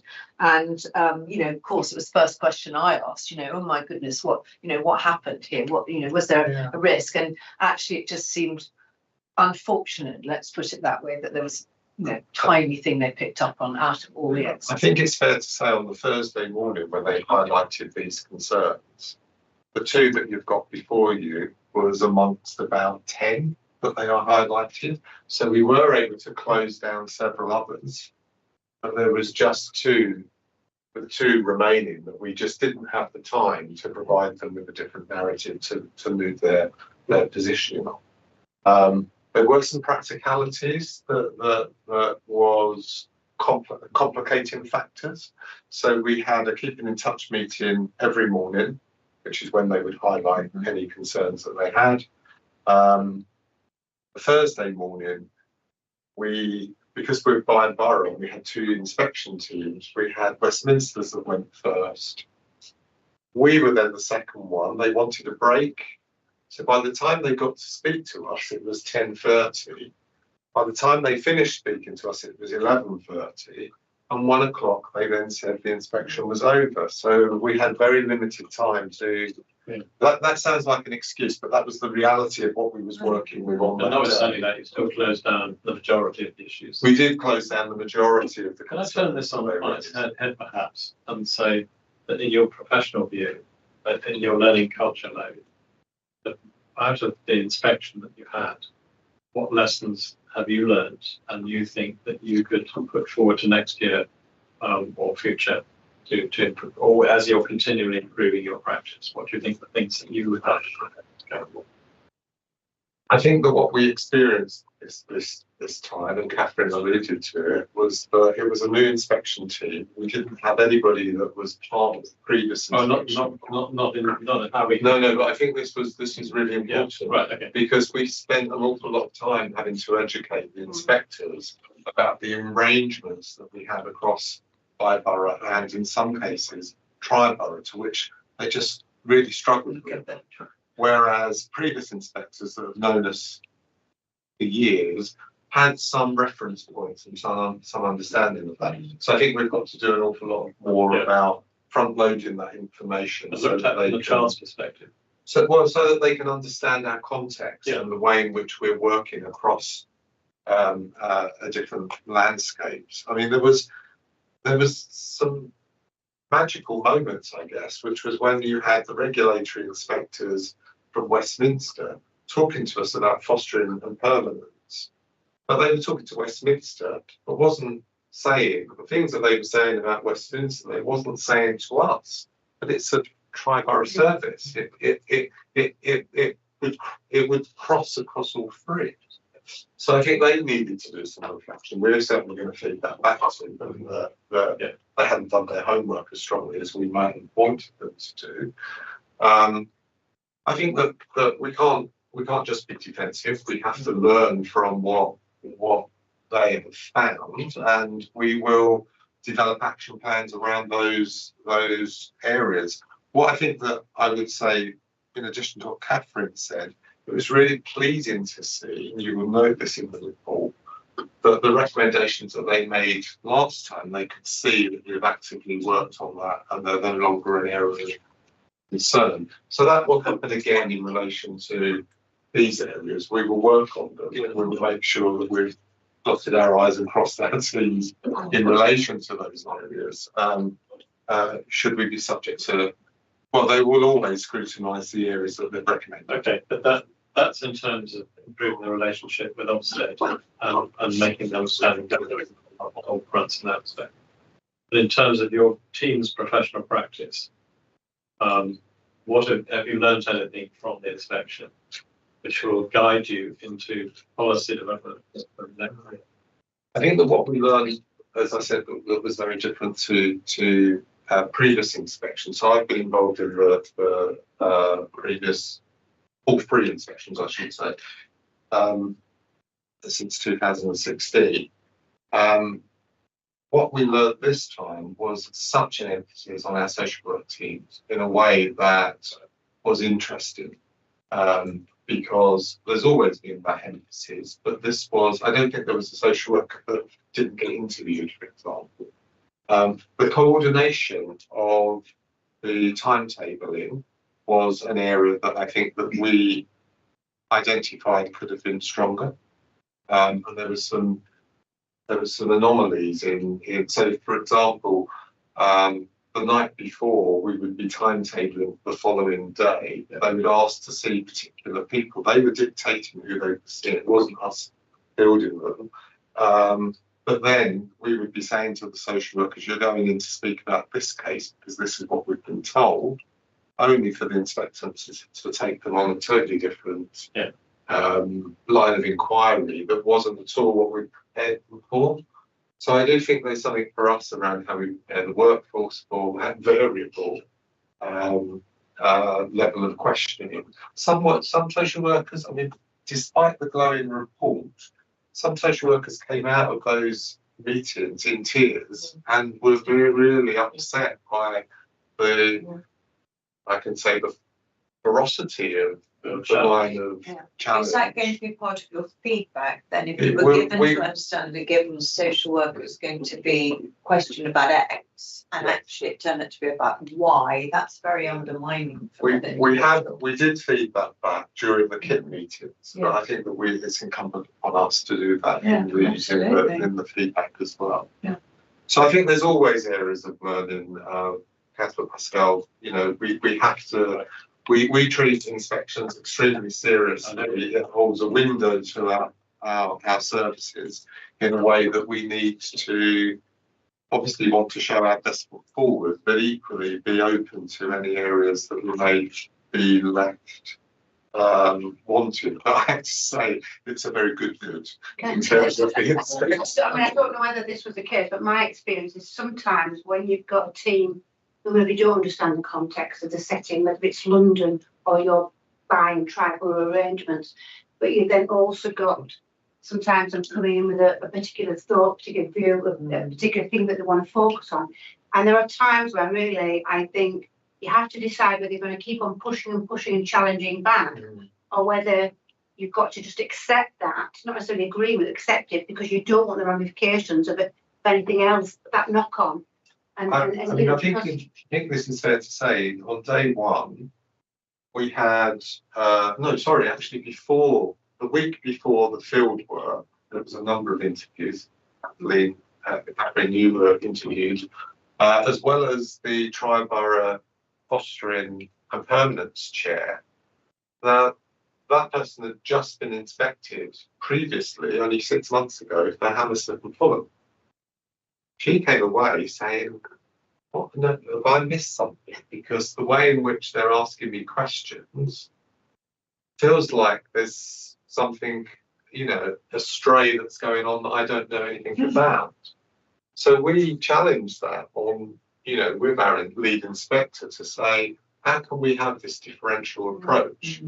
Because they're saying it's attitudinal.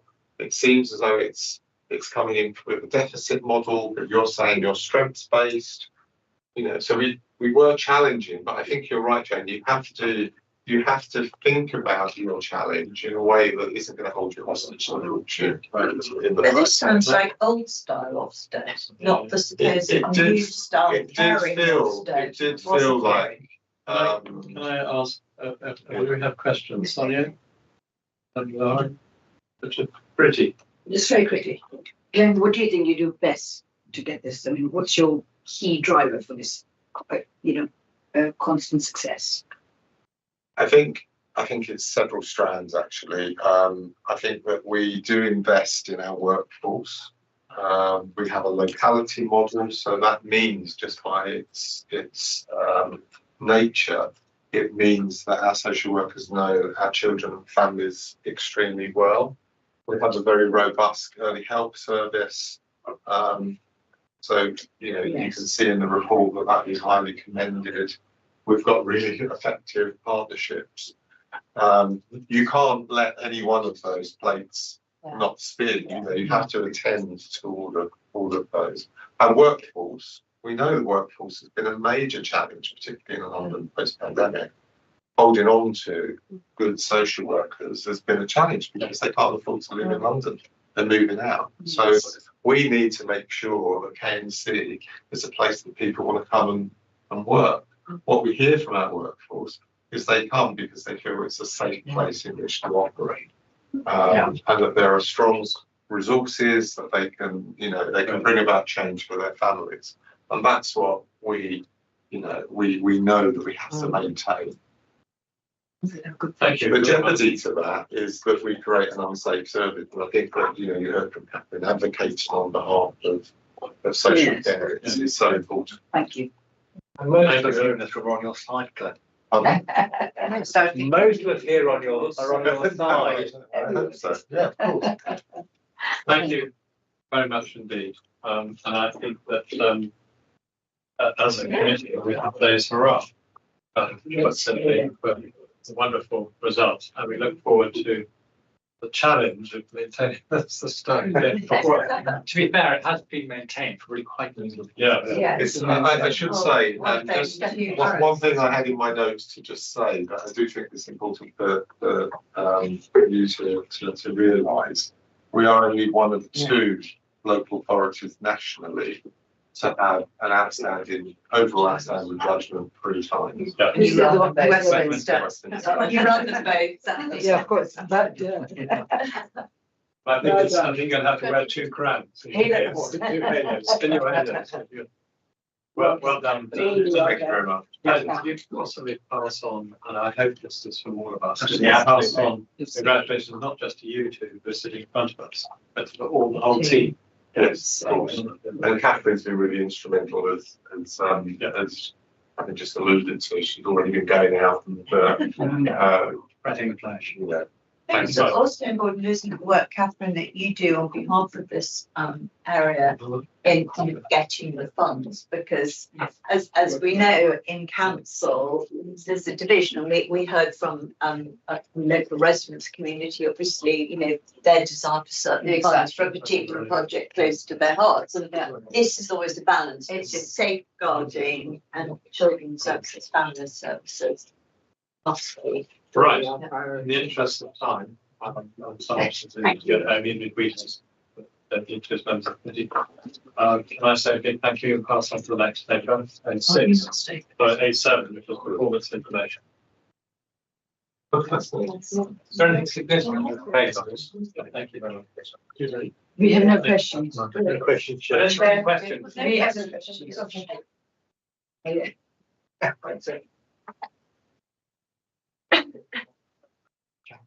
Thank you, Jane. Jane, thank you. I think I move in terms of officers. Are you in the same team for this? Well, yes, I mean, I would say very brief. so between us, we can hopefully answer that. Very brief. We have read the reports you gave. Glenn, what's the one key point you want to make in it? But I think that you scrutinised this quite We do, significantly last we time. did. So I don't necessarily know much has changed since you last saw this. And I think you always have the question about exclusions and needs and those things. But I know you've asked for more detail to come back to you. So we might cover that. We always have the problem, we don't have the absolute up-to-date, all the data in here is a year old. So that's quite frustrating for us when we're trying to explain. It's not validated, that's the key issue. And I think those of us who are involved as governors of schools work with practitioners who do deal with the up-to-date data, which is not validated, is essential for planning the next year's activity. Absolutely. So I think how we square that circle will be very useful on a separate occasion. Yeah. The question I wanted to ask about this one very briefly is, do you think the suite of KPIs and the performance data generally is the best balance of measurements to give the maximum guidance to the way forward for the next period, not just measuring what has happened in the period being performance data now in this paper, but looking forward to the changing challenges and pressures and cost and resources and changing policy of government, etc. Are there any different directions that the kind of you foresee over the next couple of years, which you'd like to have data that's not contained in here? I mean, I think that there could be a couple of other additions, which might be the duration and time that children are in care proceedings, which is an area that we've been heavily focusing on. And that's been because we've been part of the trailblazer in this area.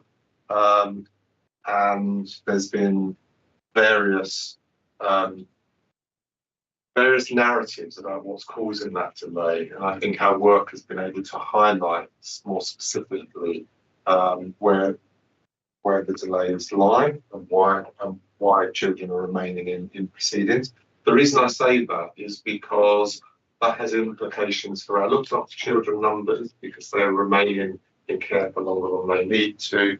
It has cost implication linked to that, but equally they're our most vulnerable children. Yeah. And therefore you may want to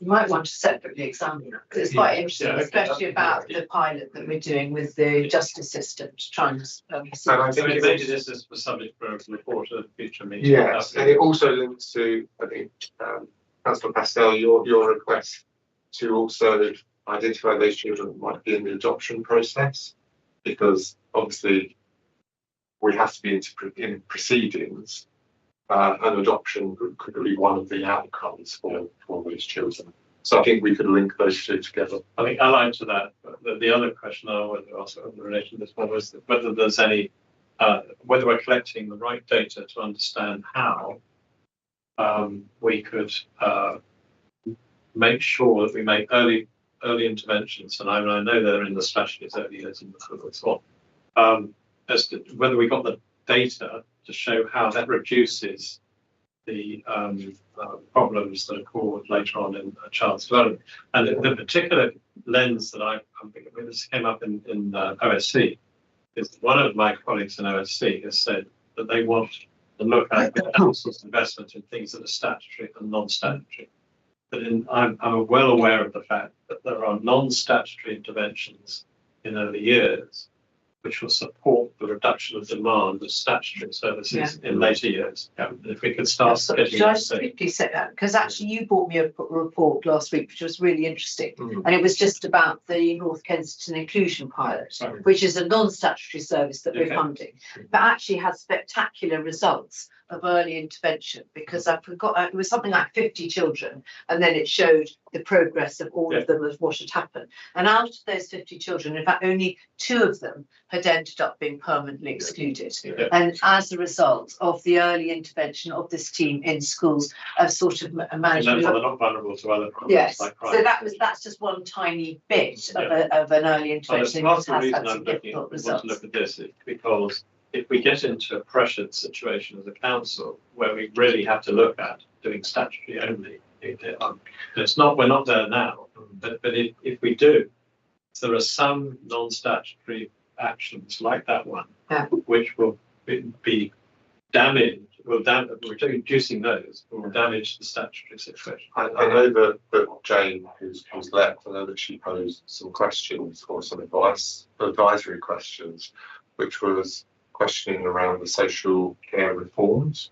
So actually what we're talking about now may not be what we're going to be talking about in the future, because there is legislation that's going through Parliament at the moment, which is potentially changing the landscape and the language that we might use when we're talking about, for example, we talked about early help today quite a lot. That's changing to be family help. And the integration between what is children in need and currently early help is becoming more opaque in terms of that. When will you have a better picture in your mind of this? Will it be in 3 or 6 or 12 months? It's working at pace. We are having to provide an outline plan by April of this year as to how we will. Would it be of use for us to ask you to come back in 6 months' time and report on this area? I think certainly we could give you an indication of the areas that we know are mandatory that we have got to comply with, and what we're doing locally in order to comply with that. So that's both at the front door, so early help, family help, as it's now being termed, and then child protection. So multidisciplinary teams being set up in all boroughs. Okay, but I think maybe Bella, you've captured that, but we could again suggest to our follow-on committee next year, if this is an area that we were having a report on in roughly 6 months. Yeah. Yeah. Thank you very much. Is everybody happy? Any more questions? I've got a question, but it's 9 o'clock. I'm more than happy to send it through, look and get the answer. Okay, that's happy to do that. Good idea. Thank you. Thank you very much. Thank you. One further agenda item to go through, not with officers, because this is a work programme. Is there anything we need to say on the work programme? I think one thing that the one question that I would like to ask is could Bella and Luke give us an update, not now, but in written form on where we are on the North 18 project, and whether it is ready and sufficient to do some public content outside the more public format. Because if we can go to Silence in the cheap seats, please. Yeah. The question that I'm trying to grapple with is whether it's worth trying to convene some kind of public forum to discuss that area. In other words, what are the things that affect child's development in terms of the age group of 18, and what's the breadth of services that have to be coordinated to come together for it? That's really the scope of that project. And Bella's done a fantastic job. It sounds to me an extremely open-ended thing to have a public forum, and it's not going to be very purposeful. I think we circulated that to us, we have. Maybe the thing would be to recirculate it, not the best way for this to the next step of we take it forward. Because either we go to professional people, school heads and certain leaders in services, or we go to a more public context.